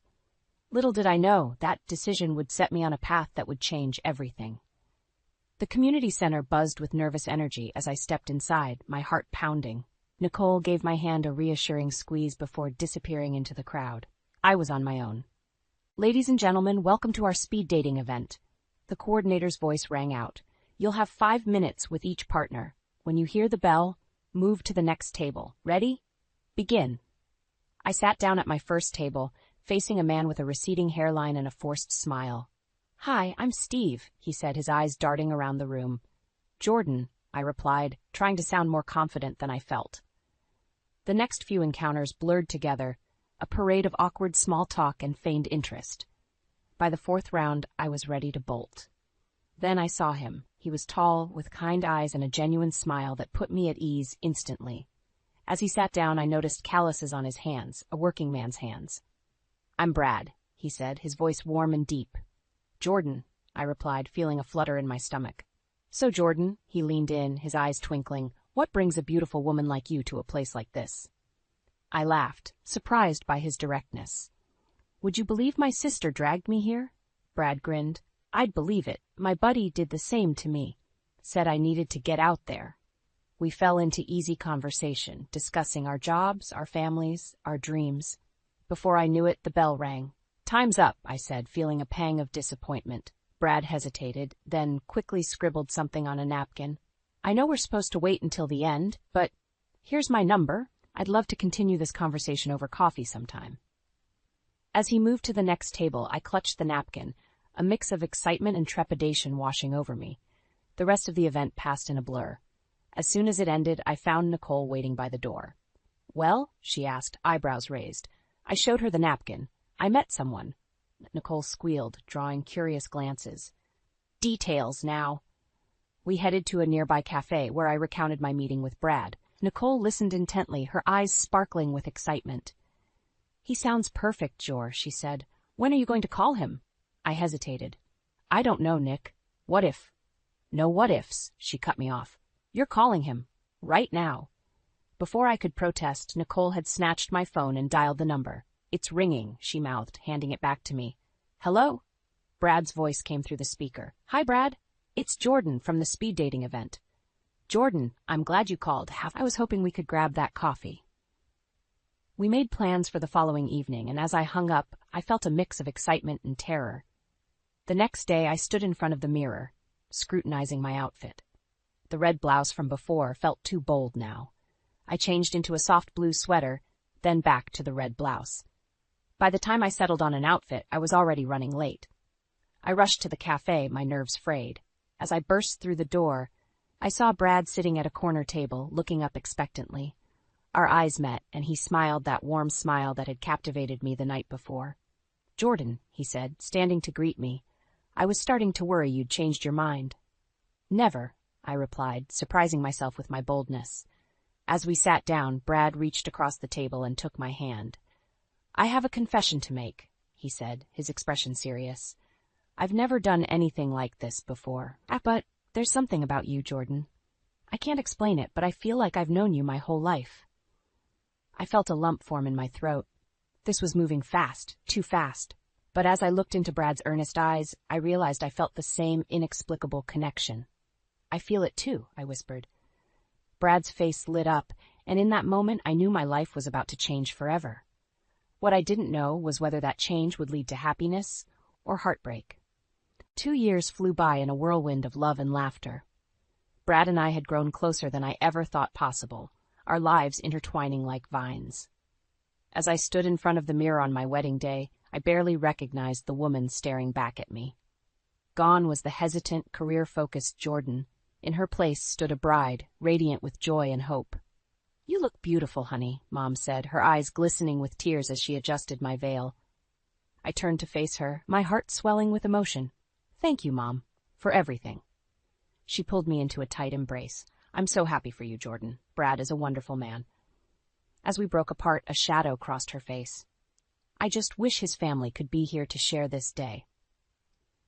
I felt a pang of sadness. Brad's strained relationship with his parents had been a source of tension throughout our engagement. They'd refused to attend the wedding, citing irreconcilable differences with their son's life choices. "We're his family now, Mom," I said, squeezing her hand. "That's all that matters." The ceremony was simple but beautiful. As Brad and I exchanged vows, I felt a sense of completeness I'd never experienced before. When the officiant pronounced us husband and wife, the small gathering of friends and family erupted in cheers.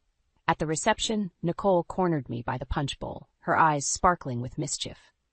"So, Mrs. Bradford," she teased, "how does it feel to be a married woman?" I laughed, still giddy from the day's events. "Honestly, it feels amazing." Nicole's expression softened. "I'm happy for you, Jor. But She hesitated, glancing around to ensure we weren't overheard. Are you sure about Brad? I mean, with his family situation and all. I felt a flicker of annoyance. Brad can't help his family, Nick. He's a good man. I know, she said, holding up her hands in surrender. I just worry about you, that's all. Before I could respond, Brad appeared at my side, wrapping an arm around my waist. Everything okay here, ladies? I leaned into him, pushing away my doubts. Everything's perfect. As the night wore on, I found myself watching Brad interact with my family. He was charming, attentive, everything I could have hoped for in a husband. Yet there was a nagging feeling I couldn't shake, a sense that something was off. Later, as we slow danced under the twinkling lights, I voiced my concerns. Brad, are you sure you're okay with all this? With becoming part of my family? He pulled back slightly, his brow furrowed. Of course, Jordan. Why wouldn't I be? It's just... I know how hard it's been with your parents. I don't want you to feel like you're replacing them, or... Brad cut me off with a kiss. Your family is my family now, he said firmly. I couldn't be happier. His words should have reassured me, but instead, they sent a chill down my spine. There was an intensity in his eyes that I'd never seen before, a hunger that both thrilled and frightened me. As the reception wound down, Mom pulled me aside for one last moment alone. Jordan, sweetheart, she said, her voice thick with emotion. I want you to have this. She pressed a small velvet box into my hands. Inside was a delicate gold locket, clearly an antique. It's been in our family for generations, Mom explained. I want you to have it now, to pass on to your own daughter someday. Tears welled in my eyes as I clasped the locket around my neck. Thank you, Mom. I'll treasure it always. As Brad and I drove away from the reception, waving goodbye to our loved ones, I fingered the locket, lost in thought. I was starting a new chapter of my life, filled with promise and love. But as I glanced at Brad's profile in the dim car light, I couldn't shake the feeling that I was also leaving something behind. A part of myself I might never get back. Little did I know, this day marked not just the beginning of my marriage, but the start of a journey that would test the very foundations of everything I believed about love, family, and myself. The first year of marriage with Brad was like a dream. We settled into a cozy routine, our lives intertwining seamlessly. Every Sunday we'd visit Mom for dinner, and I watched with joy as Brad and Mom grew closer. He'd help her with household repairs, listen to her stories, and even started calling her Mom himself. One Sunday evening, as we were leaving Mom's house, Brad surprised me. You know, Jordan, I've been thinking, he said, his eyes twinkling. Maybe it's time we start thinking about having a family of our own. My heart skipped a beat. Really? You want to have kids? He nodded, pulling me close. Seeing you with your mom, it makes me realize what I missed out on. I want to create that kind of love and warmth in our own home. I felt a rush of emotions, excitement, fear, love. Oh, Brad, I whispered, burying my face in his chest. I'd love that. The next few months were a whirlwind of planning and dreaming. We turned our spare room into a nursery, painted soft yellow with little ducks on the walls. Mom was over the moon, already knitting tiny booties and blankets. But as the months passed with no positive pregnancy test, the excitement began to wane. I started to feel the pressure, the disappointment in Brad's eyes each time I shook my head. The doctor's visits became more frequent, the tests more invasive. I'm sorry, Mrs. Bradford, the fertility specialist said one day, her voice gentle. But it seems you have some complications that may make it difficult for you to conceive naturally. I felt like the floor had dropped out from under me. Brad squeezed my hand, but I could feel the tension in his grip. That night, as we lay in bed, Brad turned to me. Jordan, I've been thinking, what if we considered adoption? I propped myself up on one elbow, studying his face in the dim light. Adoption? Are you sure? He nodded, his eyes earnest. I know it's not what we planned, but think about it. We could give a child a loving home, a family. Isn't that what really matters? I felt a surge of love for this man who continually surprised me with his compassion. You're right, I said, leaning in to kiss him. Let's do it. The adoption process was grueling. Mountains of paperwork, invasive home studies, and endless waiting. But through it all, Brad was my rock. He never wavered, never complained. His dedication only made me love him more. Finally, after what felt like an eternity, we got the call. A baby girl, just 3 months old, needed a home. We rushed to the agency, our hearts pounding with anticipation. The moment they placed her in my arms, I knew. This was our daughter. I looked up at Brad, tears streaming down my face, and saw the same emotion mirrored in his eyes. "She's perfect," he whispered, gently stroking her cheek. "We named her Lily, after my grandmother. As we brought her home, I felt a sense of completeness I'd never experienced before. Our little family was whole. The next few weeks were a blur of sleepless nights and endless diaper changes. But through it all, Brad was there, changing diapers, singing lullabies, and making midnight formula runs. One night, as I watched Brad gently rock Lily to sleep, I felt a twinge of unease. He was so perfect, so devoted. It almost seemed too good to be true. "Brad," I said softly, not wanting to wake Lily, "are you really okay with all this? With adopting, I mean. It's not what we originally planned." He looked up at me, his eyes shining with an intensity that took my breath away. "Jordan, this is everything I've ever wanted. You, Lily, our family. I wouldn't change a thing." His words should have reassured me, but instead they sent a chill down my spine. There was something in his voice, a desperation I'd never heard before. As he turned back to Lily, cooing softly, I couldn't shake the feeling that there was more to Brad's devotion than met the eye. Little did I know, this moment of doubt was just the beginning. The foundation of our perfect life was about to be shaken to its core, and I would soon face a decision that would change everything. The call came at 3 a.m., jolting me from a fitful sleep. Mom's neighbor, Mrs. Caldwell, her voice trembling, told me Mom had collapsed. By the time Brad and I reached the hospital, Mom was already in the ICU. "Stroke," the doctor said, his face grim. "The next 24 hours are critical."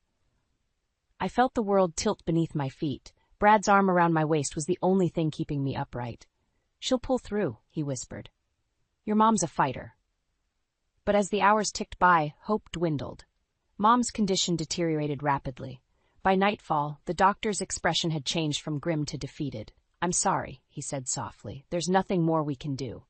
The words hit me like a physical blow. I crumpled into Brad's arms, my body racked with sobs. This couldn't be happening. Not Mom. Not now. As we entered Mom's room, the steady beep of machines filled the air. She looked so small, so fragile in that hospital bed. I took her hand, cold and limp, in mine. "Mom," I choked out. "Please don't leave me." Her eyes fluttered open, focusing on me with effort. "Jordan," she whispered, her voice barely audible. "My sweet girl." I leaned in close, drinking in every word. "I'm here, Mom. I'm right here." She squeezed my hand weakly. "Be happy, sweetheart. That's all I ever wanted for you." Her eyes drifted to Brad, standing silently behind me. "Take care of her," she murmured. Brad nodded solemnly. "I promise, Mom, with everything I have." Mom's lips curved into a faint smile. Then with a soft sigh, she closed her eyes. The machines wailed as her heart stopped beating. The next few days passed in a blur of grief and exhaustion. Brad took charge of the funeral arrangements, handling everything with quiet efficiency. I moved through the motions like a ghost, barely able to function. The day of the funeral dawned bright and clear, a cruel contrast to the darkness in my heart. As I stood before the mirror, struggling to fasten the clasp of Mom's locket, Brad appeared behind me. "Let me," he said gently, his fingers deftly securing the necklace. I met his eyes in the reflection. "I don't know how to do this," I whispered. "How to live without her." Brad turned me to face him, his hands on my shoulders. "You're not alone, Jordan. I'm here. We'll get through this together." At the cemetery, I clutched Brad's hand like a lifeline as they lowered Mom's casket into the ground. Nicole stood on my other side, her daughter Maya pressed close to her leg. As people began to disperse, Brad squeezed my hand. "I'll give you a moment alone," he said, moving away. I knelt by the fresh mound of earth, tears streaming down my face. "I'm sorry, Mom," I whispered. "I'm sorry I didn't spend more time with you. I'm sorry for all the things I never said." A hand on my shoulder startled me. I looked up to see Nicole, her eyes red-rimmed but determined. "She knew, Jor," she said softly. "Mom knew how much you loved her." As we walked back to the car, I noticed Brad deep in conversation with the funeral director. Their hushed tones and serious expressions sent a chill down my spine. "Everything okay?" I asked as Brad rejoined us. He nodded, a bit too quickly, just finalizing some details. That night, as I lay sleepless in bed, I heard Brad's voice from downstairs. He was on the phone, speaking in low, urgent tones. Need to move quickly. I caught snippets of his conversation. Before she suspects anything. My heart began to race. What was Brad up to? And why did I have the sinking feeling it had something to do with Mom's death? As I lay there, my mind spinning with questions and suspicions, I realized that my grief was slowly giving way to something else. A determination to uncover the truth, no matter the cost. Little did I know, the path I was about to embark on would shatter everything I thought I knew about my life, my marriage, and the man I had chosen to spend my life with. The weeks following Mom's funeral were a blur of grief and paperwork. Brad had been my rock, handling everything from the estate lawyers to the endless stream of well-wishers. But as the fog of sorrow began to lift, I noticed something off about his behavior. It started with little things. Hushed phone calls that abruptly ended when I entered the room, furtive glances at his phone during dinner. But it was the day I caught him rifling through Mom's old files that my suspicions crystallized into something more sinister. "What are you doing?" I asked, my voice sharper than I intended. Brad jumped, guilt flashing across his face before he smoothed it into a sympathetic smile. "Just organizing some papers for the lawyer, honey. Don't worry about it." But I did worry. That night, I lay awake, my mind racing. When Brad's phone buzzed with a late-night text, I made a decision that would change everything. The next morning, I waited until Brad left for work before sneaking into his home office. My hands shook as I booted up his computer, feeling like a thief in my own home. It didn't take long to find what I was looking for. A series of emails with a local real estate appraiser. My blood ran cold as I read the messages. Brad had been secretly getting Mom's house appraised. But why? We had agreed to keep it in the family, a place for Nicole and her daughter to live. Suddenly, a noise from downstairs made me jump. Brad's voice called out, "Jordan, you home?" Panic surged through me. I quickly closed the emails and shut down the computer, my heart pounding so loud I was sure Brad would hear it. "Up here!" I called back, trying to keep my voice steady. Just tidying up a bit. That evening, over a dinner I could barely stomach, I decided to confront him. "Brad," I began, setting down my fork. "I need to ask you something." He looked up, his expression guarded. "What is it, honey?" "Why did you have Mom's house appraised?" The color drained from his face. For a moment, he looked like a deer caught in headlights. Then his features hardened. "How did you find out about that?" "It doesn't matter," I said, my voice trembling. "What matters is why you did it behind my back." Brad's jaw clenched. "I was trying to protect you, Jordan. We need to think about our future, about Lily's future. That house is worth a lot of money." "Protect me?" I echoed, disbelief coloring my tone. "By going behind my back? By betraying my trust?" "Don't be so dramatic," Brad snapped. "It's just business. Your mother would have wanted us to be financially secure." His words hit me like a physical blow. "My mother would have wanted us to honor her wishes," I shot back. "She wanted that house to stay in the family, for Nicole and Maya." Brad's eyes flashed with anger. "And what about our family? What about Lily? Don't we deserve a better life?" "Not at the expense of my sister and niece," I shouted, rising from my chair. "God, Brad, I don't even recognize you anymore. What happened to the man I married?" "He grew up," Brad snarled. "He realized that in this world you have to look out for yourself." As we glared at each other across the dinner table, I felt something inside me break. This wasn't the man I had fallen in love with. This wasn't the life I had envisioned for us. "I want you out," I said, my voice low and dangerous. "Pack your things and leave now." Brad's face contorted with rage. "You can't do this. You have no idea what you're getting into." As he stormed out of the room, his last words sent a chill down my spine. What did he mean? What else was he hiding? That night, as I lay alone in our bed, I made a vow. I would uncover the truth, no matter how ugly it might be. For Mom's memory, for Nicole and Maya, and for my own peace of mind, I would get to the bottom of Brad's deception. Little did I know, the truth would be far more devastating than I could have ever imagined. The truth hit me like a freight train. As I sat in the lawyer's office, staring at the documents spread before me, I felt my world crumbling around me. Brad, the man I had loved and trusted, had been living a lie. "I'm sorry, Mrs. Bradford," the lawyer said gently, "but it appears your husband has accrued a significant gambling debt over the past few years. He's been using your mother's house as collateral." My hands shook as I leafed through the papers. Hundreds of thousands of dollars, borrowed against Mom's home. Our home. The home that was supposed to be a safe haven for Nicole and Maya. How? I choked out. How could he do this? The lawyer's sympathetic gaze did nothing to ease the pain. I'm afraid it gets worse. There's evidence that Mr. Bradford may have, hastened your mother's passing to gain access to the property sooner. The room spun. I gripped the edge of the desk, fighting the urge to be sick. Brad hadn't just betrayed me, he'd betrayed Mom's memory, her trust in him. And for what? For money to fuel his addiction? I left the office in a daze, my mind reeling. As I drove home, a cold determination settled over me. This ends now, I thought. Brad was waiting when I got home, his face a mask of false concern. Where have you been? Honey, I've been worried sick. I looked at him, really looked at him, and wondered how I had ever been so blind. It's over, Brad, I said, my voice steady despite the turmoil inside. I know everything.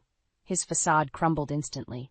Jordan, I can explain. Explain what? I cut him off. How you gambled away our future. How you used my mother's house as your personal piggy bank. Or maybe you'd like to explain how you hastened her death. Brad's face went pale. That's not true. I loved your mother. I would never... Save it, I spat.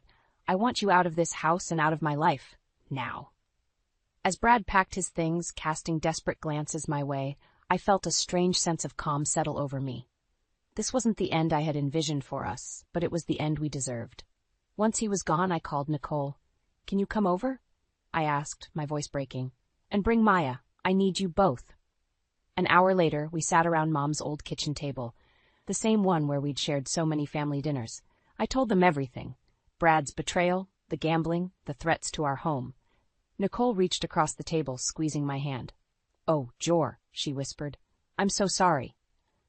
Maya, wise beyond her years, looked up at me with determination in her eyes. We'll fix this, Aunt Jordan, together. Looking at their faces, my sister, my niece, my family, I felt a surge of strength. You're right, I said. We will fix this. This is our home, and no one is going to take it from us. Over the next few weeks, we formulated a plan. I threw myself into work, taking on extra projects to boost our income. Nicole started a small business from home, selling her handmade crafts online. Even Maya pitched in, offering to tutor younger kids in the neighborhood. It wasn't easy. There were nights when the weight of it all felt crushing. But every morning, I'd wake up to the sound of Nicole humming in the kitchen, or Maya's laughter echoing through the halls, and I knew we were going to make it. 6 months later, we gathered around that same kitchen table. But this time, instead of bad news, we were celebrating. We had done it. We had paid off Brad's debts and saved our home. As I looked around at the faces of my true family, I felt Mom's presence stronger than ever. I fingered the locket around my neck, the one she had given me on my wedding day. We did it, Mom, I whispered. We kept your home. We kept our family together. Nicole raised her glass. To Mom, she said, her eyes glistening. And to us. To us, Maya and I echoed. In that moment, I realized that sometimes the family you choose is stronger than the family you're born into. Brad had betrayed us, but he had also unwittingly given us a gift, the chance to discover our own strength, our resilience, our love for each other. As we laughed and talked late into the night, I felt a peace I hadn't known in years. This was home. This was family. And no matter what challenges lay ahead, I knew we would face them together.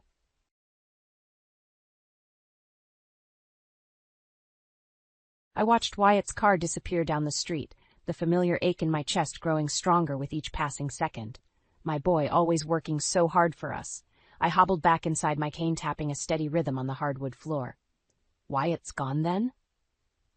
Cora's voice drifted from the kitchen, cool and disinterested. Yes, he just left, I replied, making my way to join her. He said he'd call when he lands in Chicago. Cora sat at the table, scrolling through her phone. She barely glanced up as I entered. I'm sure he will. I lowered myself into a chair, wincing at the twinge in my hip.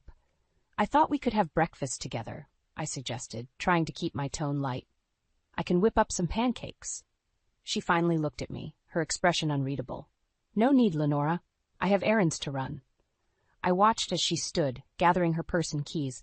But it's barely 8 o'clock. Surely you have time for a quick bite? Cora sighed, her frustration evident. I said I have errands. I don't need to explain myself to you. The door slammed behind her, leaving me alone in the suddenly too quiet house. I pushed myself up, determined to make those pancakes anyway. As I mixed the batter, my mind wandered to happier times, when this kitchen was filled with laughter and the smell of my late husband's famous blueberry muffins. The phone's shrill ring startled me out of my reverie. I answered, hoping to hear Wyatt's voice. "Lenora, it's Margie. You won't believe what I just saw." My old friend's tone sent a chill down my spine. "What is it, Margie?" "I was driving past that new cafe on Main Street, and I swear I saw Cora there with a man. They looked cozy." The bowl slipped from my grasp, clattering to the floor and splattering batter everywhere. "What do you mean, cozy?" Margie's voice lowered. Holding hands across the table, he kissed her cheek when they got up to leave. My heart raced as I gripped the counter for support. There must be some explanation. Maybe it was a relative or... "Lenora, honey, I know what I saw, and the way he was looking at her, that was no relative." I sank to the floor, my legs no longer able to hold me up. "What do I do, Margie? Should I tell Wyatt?" "Not yet," she advised. "We need more proof. Can you check her phone or computer?" The thought of snooping made me uncomfortable, but the image of Cora with another man burned in my mind. "I'll see what I can find out." After hanging up, I slowly cleaned up the spilled batter, my thoughts in turmoil. How could Cora do this to Wyatt? To our family? Hours passed as I waited for her return, each minute stretching into an eternity. When I finally heard her key in the lock, I steeled myself for confrontation. Cora breezed in, shopping bags in hand. "Oh, you're still up," she said, surprise evident in her voice. "Where were you?" I asked, hating how my voice shook. She raised an eyebrow. "I told you, running errands." "Why?" I took a deep breath. "Margie saw you at the cafe on Main Street, with a man." Cora's face hardened. "So you're spying on me now? Having your friends follow me around?" "That's not what happened." She cut me off, her voice ice cold. "I don't have to explain myself to you, Lenora. This is my house, and I'll come and go as I please." "This is Wyatt's house," I countered, finding my strength. "And mine. You're here because we welcomed you into our family." Cora laughed, a harsh, bitter sound. "Family? Is that what you call this prison? Living under your constant scrutiny, never good enough for your precious son?" She stormed upstairs, leaving me shaken and more certain than ever that something was terribly wrong. As I made my way to bed, one thought echoed in my mind. I had to protect Wyatt, no matter the cost. The next morning I woke with a sense of dread weighing heavily on my chest. Cora's words from the night before echoed in my mind as I slowly made my way downstairs. The house was eerily quiet. No sign of my daughter-in-law. I just settled at the kitchen table with a cup of tea when my phone buzzed. It was a text from Wyatt. "Landed safely, Mom. Miss you already. Give Cora a hug for me." My heart clenched. If only he knew. The day dragged on, each hour filled with worry and suspicion. By late afternoon, I couldn't bear the silence any longer. I needed to get out to clear my head. My physical therapy session wasn't until tomorrow, but a short walk might do me good. I grabbed my cane and headed for the front door, only to find it wouldn't budge. Frowning, I tried again, pushing harder this time. That's when I noticed the chain lock was engaged from the inside. "Cora?"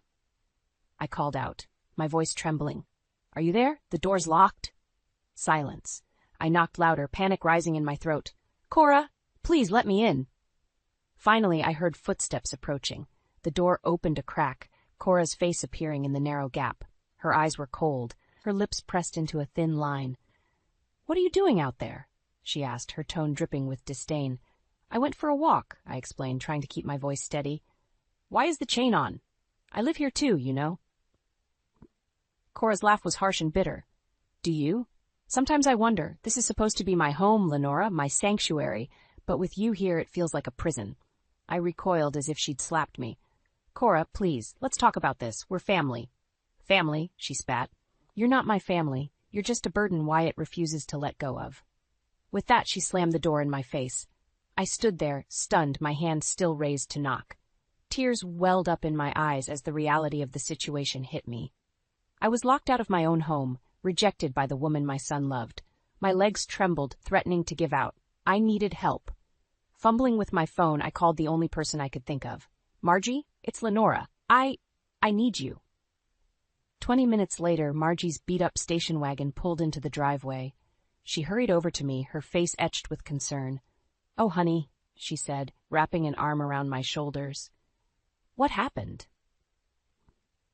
Through tears, I recounted the events of the past 2 days. Cora's mysterious outing, our argument, and now this cruel lockout. Margie listened, her expression growing darker with each word. "That little witch," she muttered. "Come on, let's get you out of here. You can stay with me tonight." As we drove away, I caught a glimpse of Cora watching from an upstairs window. The look on her face sent a chill down my spine. At Margie's cozy bungalow, I sank into her overstuffed couch, feeling utterly drained. My friend bustled about, making tea and muttering under her breath about ungrateful daughters-in-law. "What am I going to do, Margie?" I asked, my voice small and defeated. "I can't go back there, not after this." Margie sat beside me, taking my hand in hers. "We're going to fight, that's what. Cora can't treat you like this. It's time Wyatt knew the truth about his wife." I shook my head, fear gripping my heart. But what if he doesn't believe me? What if I lose him too? "Lenora, look at me," Margie said firmly. "Your son loves you. He deserves to know what's happening in his own home. We'll gather evidence, make sure he sees Cora for who she really is." As I nodded, a new determination sparked within me. Cora might have won this battle, but I wasn't about to let her destroy my family. Whatever it took, I would protect Wyatt and reclaim my place in our home. Little did I know, the war was just beginning. I woke up on Margie's couch, disoriented and stiff. For a moment, I forgot why I was there. Then it all came rushing back. Cora's betrayal, the locked door, the cruel words. My heart sank as I realized this wasn't just a bad dream. Margie bustled into the living room, a steaming mug of coffee in each hand. "How are you holding up, honey?" she asked, handing me a cup. I took a sip, grateful for the warmth. "I've been better," I admitted. "I just can't believe this is happening." Margie sat beside me, her face set with determination. "We need to tell Wyatt what's going on. He deserves to know the truth about Cora." The thought of breaking my son's heart made me nauseous. But what if he doesn't believe me? What if I lose him too? "Lenora," Margie said firmly, "your son loves you. He needs to know what's happening in his own home. We'll gather evidence, make sure he sees Cora for who she really is." I nodded, a plan forming in my mind. "You're right. I can't let her get away with this." We spent the morning strategizing. Margie suggested we drive by the house to see if Cora was up to anything suspicious. As we pulled onto my street, my heart raced. There, in the driveway, was a sleek sports car I didn't recognize. "That's him," I whispered, my hands shaking. "That's the man Cora was with at the cafe." Margie's eyes narrowed. "Got you now, you little home wrecker," she muttered, pulling out her phone to snap a few pictures. We watched as Cora emerged from the house, laughing and hanging on the mystery man's arm. The sight of her so carefree while my world was crumbling made my blood boil. "I need to call Wyatt," I said, my voice trembling. "He needs to know." Back at Margie's, I paced the living room, phone in hand. Finally, I gathered my courage and dialed. "Mom?" Wyatt's voice was warm, concerned. "Is everything okay? You never call during my trips." I took a deep breath. "Wyatt, honey, there's something I need to tell you. It's about Cora." "What about her? Is she all right?" The worry in his voice nearly broke me. "She's fine, but, Wyatt, she's been seeing someone else. I saw her with him today at our house." Silence. Then, "What are you talking about, Mom? That's impossible. Cora would never—" "I'm so sorry, sweetheart," I interrupted, my voice cracking. "But it's true. Margie saw them together at a cafe, and today we saw his car in the driveway. I have pictures." I heard Wyatt's sharp intake of breath. "No," he whispered. "No, there has to be some mistake." "I wish there was," I said softly. "But Wyatt, there's more. Cora locked me out of the house yesterday. She said I was a burden, that living with me was unbearable." The line went quiet for so long I thought we'd been disconnected. Then Wyatt's voice came back, hard and cold. "I'm coming home. Now, don't confront her, Mom. Just stay with Margie. I'll be there as soon as I can."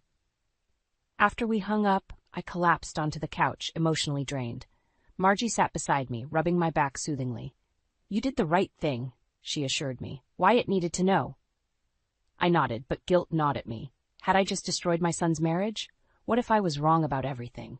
As if reading my thoughts, Margie squeezed my hand.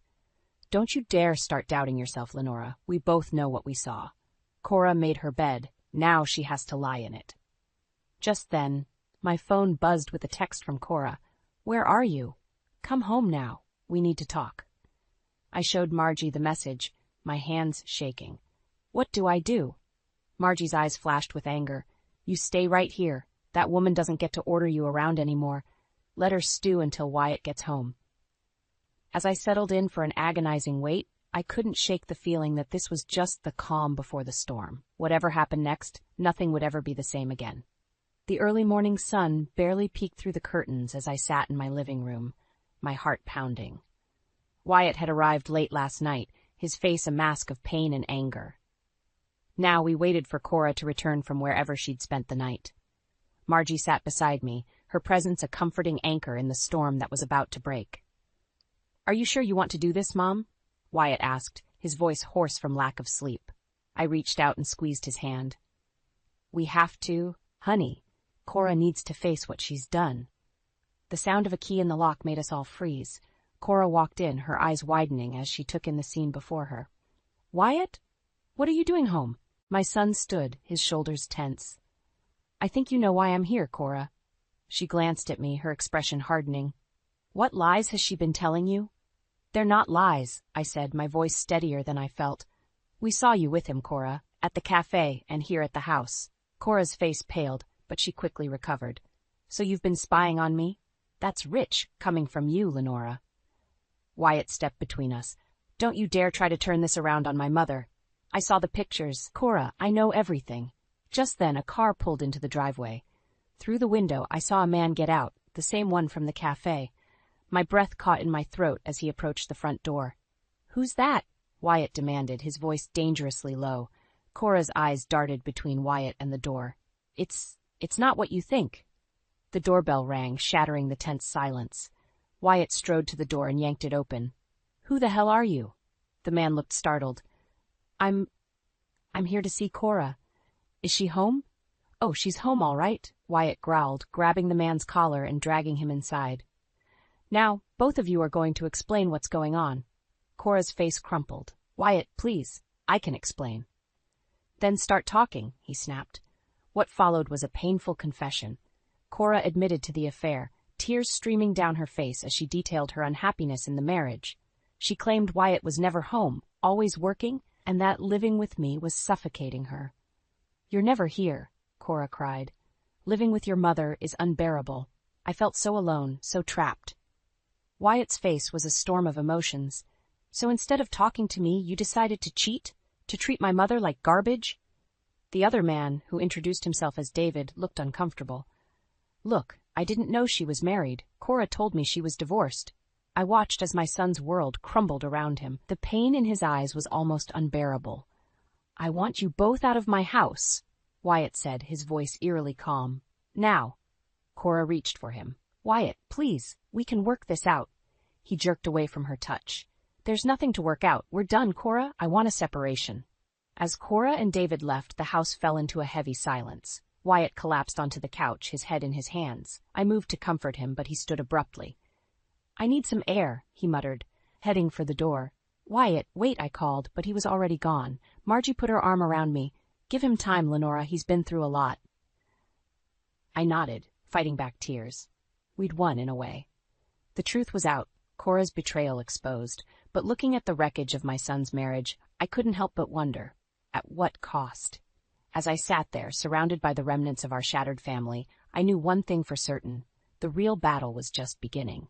Somehow, I had to find a way to help Wyatt heal, to rebuild our lives from the ashes of Cora's betrayal. And deep down, a part of me whispered that this wasn't over. Cora wouldn't go down without a fight, and I had to be ready for whatever came next. The days following Cora's departure were a blur of pain and confusion. Wyatt moved through the house like a ghost, barely speaking, his eyes hollow. I ached to comfort him, but every attempt seemed to push him further away. One morning, I found him sitting at the kitchen table, staring at a stack of papers. "Wyatt?" I asked gently. "What are those?" He looked up, his face a mask of anguish. "Divorce papers. Cora's lawyer sent them over." My heart sank. Despite everything, a small part of me had hoped they might reconcile. "Oh, honey, I'm so sorry." Wyatt's laugh was bitter. Don't be, you were right about her all along. I reached out to touch his hand, but he pulled away. I need some air, he muttered, heading for the door. As it slammed behind him, I felt a surge of determination. I couldn't let Cora destroy my son like this. I needed proof, irrefutable evidence of her betrayal. I called Margie, and together we hatched a plan. We'd go to the cafe where Cora and David often met, hoping to catch them in the act. The next afternoon found us huddled in a corner booth, nervously sipping coffee. "Are you sure about this, Lenora?" Margie whispered. Before I could answer, the bell above the door chimed. My breath caught as Cora walked in, followed closely by David. They settled at a table across the room, oblivious to our presence. Margie squeezed my hand. "Now's our chance," she said, pulling out her phone. We watched in stunned silence as Cora leaned in, kissing David passionately. Margie's camera clicked furiously, capturing every damning moment. Suddenly, Cora's eyes met mine, her face contorted with rage as she stormed over to our table. "You miserable old hag," she hissed. "Can't you just leave me alone?" I stood, my legs shaking but my voice steady. "You're the one who needs to leave us alone, Cora. You've hurt Wyatt enough." She laughed, a cruel, mocking sound. "Hurt him? Please. I set him free. He was suffocating, tied to you in that house. You can't prove anything, Lenora. This is all your fault." Something in me snapped. Years of pent-up frustration and anger came pouring out. "My fault? You're the one who cheated, who lied, who treated my son like garbage, and now we have proof." I gestured to Margie's phone, and Cora's face paled. She lunged for it, but Margie was quicker, snatching it away. "It's over, Cora," I said firmly. "Go live your life, but leave my family alone." As Cora stormed out, David trailing behind her, I collapsed back into the booth, exhausted but triumphant. Back at home, I showed Wyatt the pictures. His face crumpled as he scrolled through them, each image a fresh wound. "I can't believe she'd do this," he whispered. I wrapped my arms around him, and this time he didn't pull away. "I'm so sorry, sweetheart, but now you know the truth." Wyatt nodded, wiping his eyes. "You're right. I need to end this for good."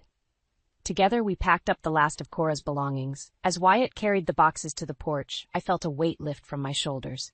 We were finally free of her toxicity. That night, as I lay in bed, my phone buzzed with a text from an unknown number. My blood ran cold as I read Cora's words. "This isn't over, Lenora. You'll regret crossing me." I stared at the screen, my mind racing. Cora's threat hung in the air, a dark cloud over our fragile peace. I knew then that this battle was far from over. The question was, how far was I willing to go to protect my son and our family? As I drifted off to sleep, one thought crystallized in my mind. Whatever Cora had planned, I would be ready. This time I wouldn't let her catch us off guard. The war might not be over, but I was determined to win. Weeks passed, and slowly, life began to settle into a new rhythm. Wyatt threw himself into work, often coming home late, his eyes shadowed with exhaustion. I tried to give him space, but my heart ached to see him so broken. One evening, as I was preparing dinner, Wyatt stumbled through the door, his tie askew and eyes red-rimmed. "Wyatt?" I asked, alarmed. "What's wrong?" He collapsed into a chair, his head in his hands. "I saw Cora today," he mumbled. She looked happy, Mom, with him." I felt a surge of anger. How dare she flaunt her new relationship when my son was still in pieces? But I pushed it down, focusing on Wyatt. "Oh, sweetheart," I said, wrapping my arms around him. "I'm so sorry." He leaned into me, his shoulders shaking with silent sobs. In that moment, I made a decision. We couldn't keep living like this, trapped in the shadow of Cora's betrayal. The next morning, I called Margie. "We need to do something," I told her. "Wyatt's falling apart, and I can't just stand by and watch." Margie agreed to come over, and soon we were brainstorming ways to help Wyatt move on. As we talked, I felt a renewed sense of purpose. I might not be able to mend my son's broken heart, but I could damn well try to make his life easier. We decided to start small. Margie and I began inviting Wyatt to join us for dinners, game nights, anything to get him out of the house and his own head. At first, he resisted, but slowly I saw glimpses of my old Wyatt returning. One Saturday, as we worked together in the garden, something we hadn't done since before his marriage, Wyatt turned to me with a small smile. "Thanks, Mom," he said softly, "for everything." I felt my heart swell with love and pride. We were going to be okay. But just as things were looking up, disaster struck. I was in the kitchen when I heard a crash from the living room. I rushed in to find Wyatt on the floor, clutching his ankle, his face contorted in pain. "What happened?" I cried, kneeling beside him. "Tripped," he gasped. "I think it's broken." The next few hours were a blur of ambulances and emergency rooms. As we waited for the doctor, my phone buzzed with a text. It was Cora. "Heard about Wyatt. Guess you can't take care of him after all. Maybe he needs his wife back." I stared at the screen, my blood boiling. How dare she? And how did she even know? Before I could respond, the doctor arrived with the verdict. Wyatt's ankle was indeed broken. He'd need surgery and weeks of recovery. As we drove home, Wyatt silent and brooding in the passenger seat, I felt a wave of panic. How was I going to manage this? My own mobility was still limited from the stroke. How could I care for Wyatt and keep up with the house? That night, as Wyatt slept fitfully upstairs, I sat at the kitchen table, feeling more overwhelmed than I had in years. Cora's text haunted me. Was she right? Was I not enough for Wyatt? Just then, my phone lit up with another message. It was Margie. "Heard about Wyatt. I'm coming over first thing tomorrow. We'll figure this out together." I felt tears prick my eyes, but this time they were tears of relief and gratitude. We weren't alone in this. As I climbed the stairs to check on Wyatt, I steeled myself for the challenges ahead. Cora might think she'd won, that she could swoop in and reclaim her place in Wyatt's life, but she was wrong. We'd weathered storms before, Wyatt and I, and we'd weather this one too, together. But as I drifted off to sleep, a nagging worry gnawed at the edges of my mind. What if Cora was right? What if I wasn't enough? The coming days would test us all, and I prayed I had the strength to see us through. The weeks following Wyatt's accident were a blur of doctor's appointments, physical therapy sessions, and sleepless nights.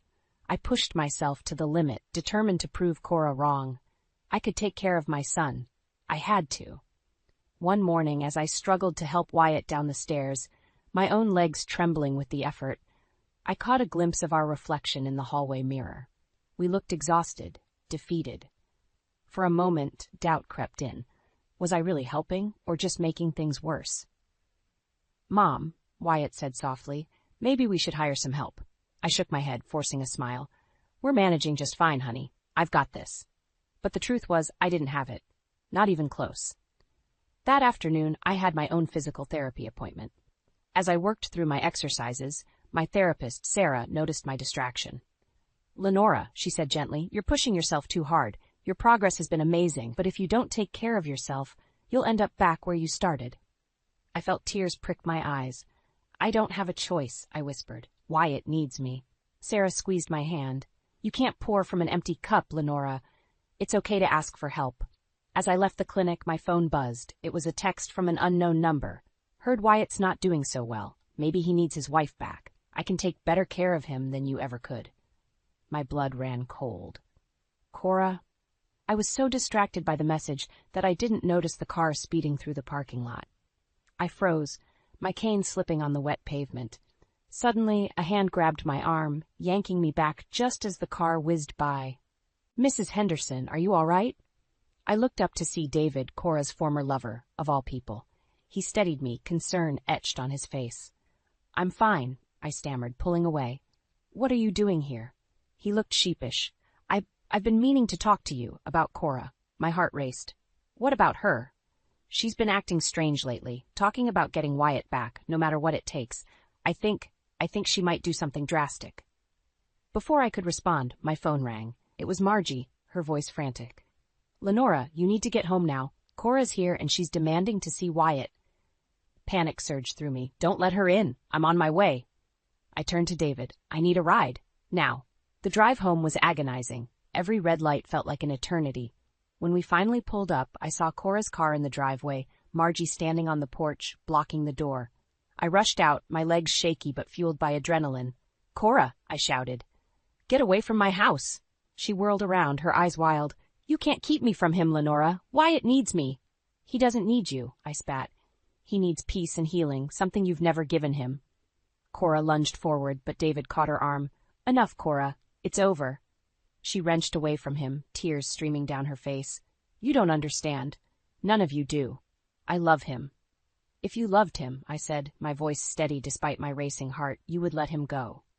For a moment, Cora seemed to deflate. Then, without warning, she shoved past me, racing for the door.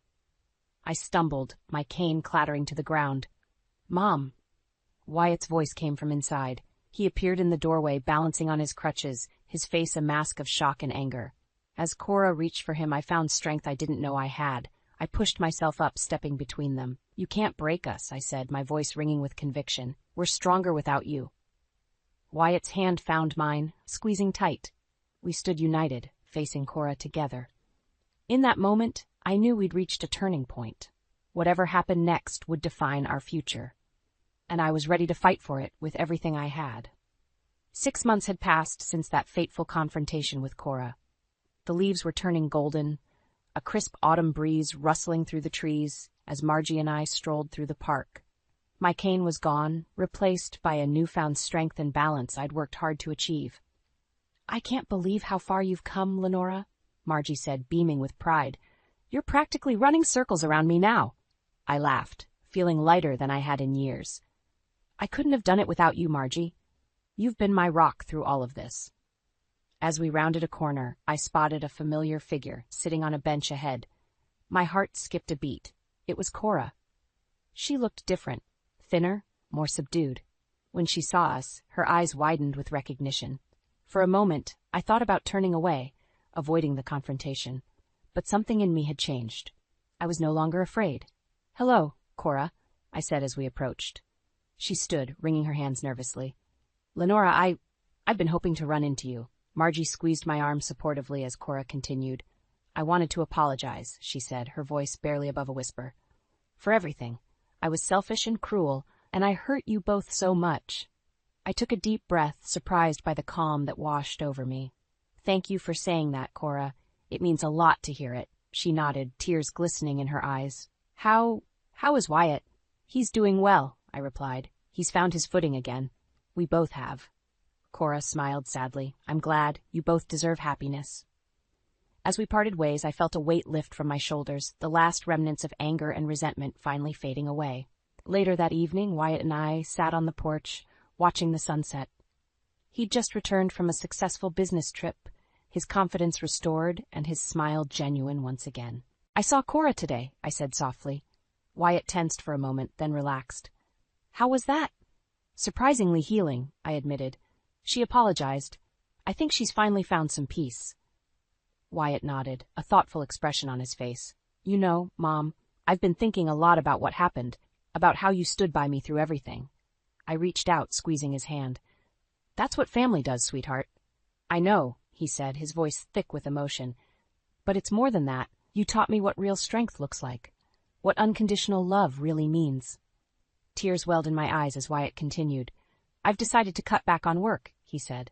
"I want to spend more time here with you. Maybe we could start having those Sunday dinners again, like when Dad was alive." My heart swelled with joy. "I'd love that, Wyatt." As the last rays of sunlight painted the sky in brilliant hues of orange and pink, I marveled at how far we'd come. The road had been rocky, filled with pain and betrayal, but we'd emerged stronger, our bond unbreakable. "We've endured so much," I said, my voice filled with wonder, "but we've emerged stronger." Wyatt smiled, wrapping an arm around my shoulders. "That's because we had each other, Mom, and we always will." Just then, Margie's car pulled into the driveway. She waved cheerfully, a bag of takeout in her hand. "Hope you two are hungry," she called out. "I brought enough for an army." As we laughed and welcomed Margie onto the porch, I felt a profound sense of gratitude wash over me. We had weathered the storm, faced our demons, and come out the other side. Our family might look different now, but it was stronger than ever. Friendship and family, I realized, were our greatest strengths. They had carried us through the darkest times and would continue to light our way forward. As we settled in for an evening of good food and even better company, I knew that whatever challenges the future might hold, we would face them together. And that was all that mattered.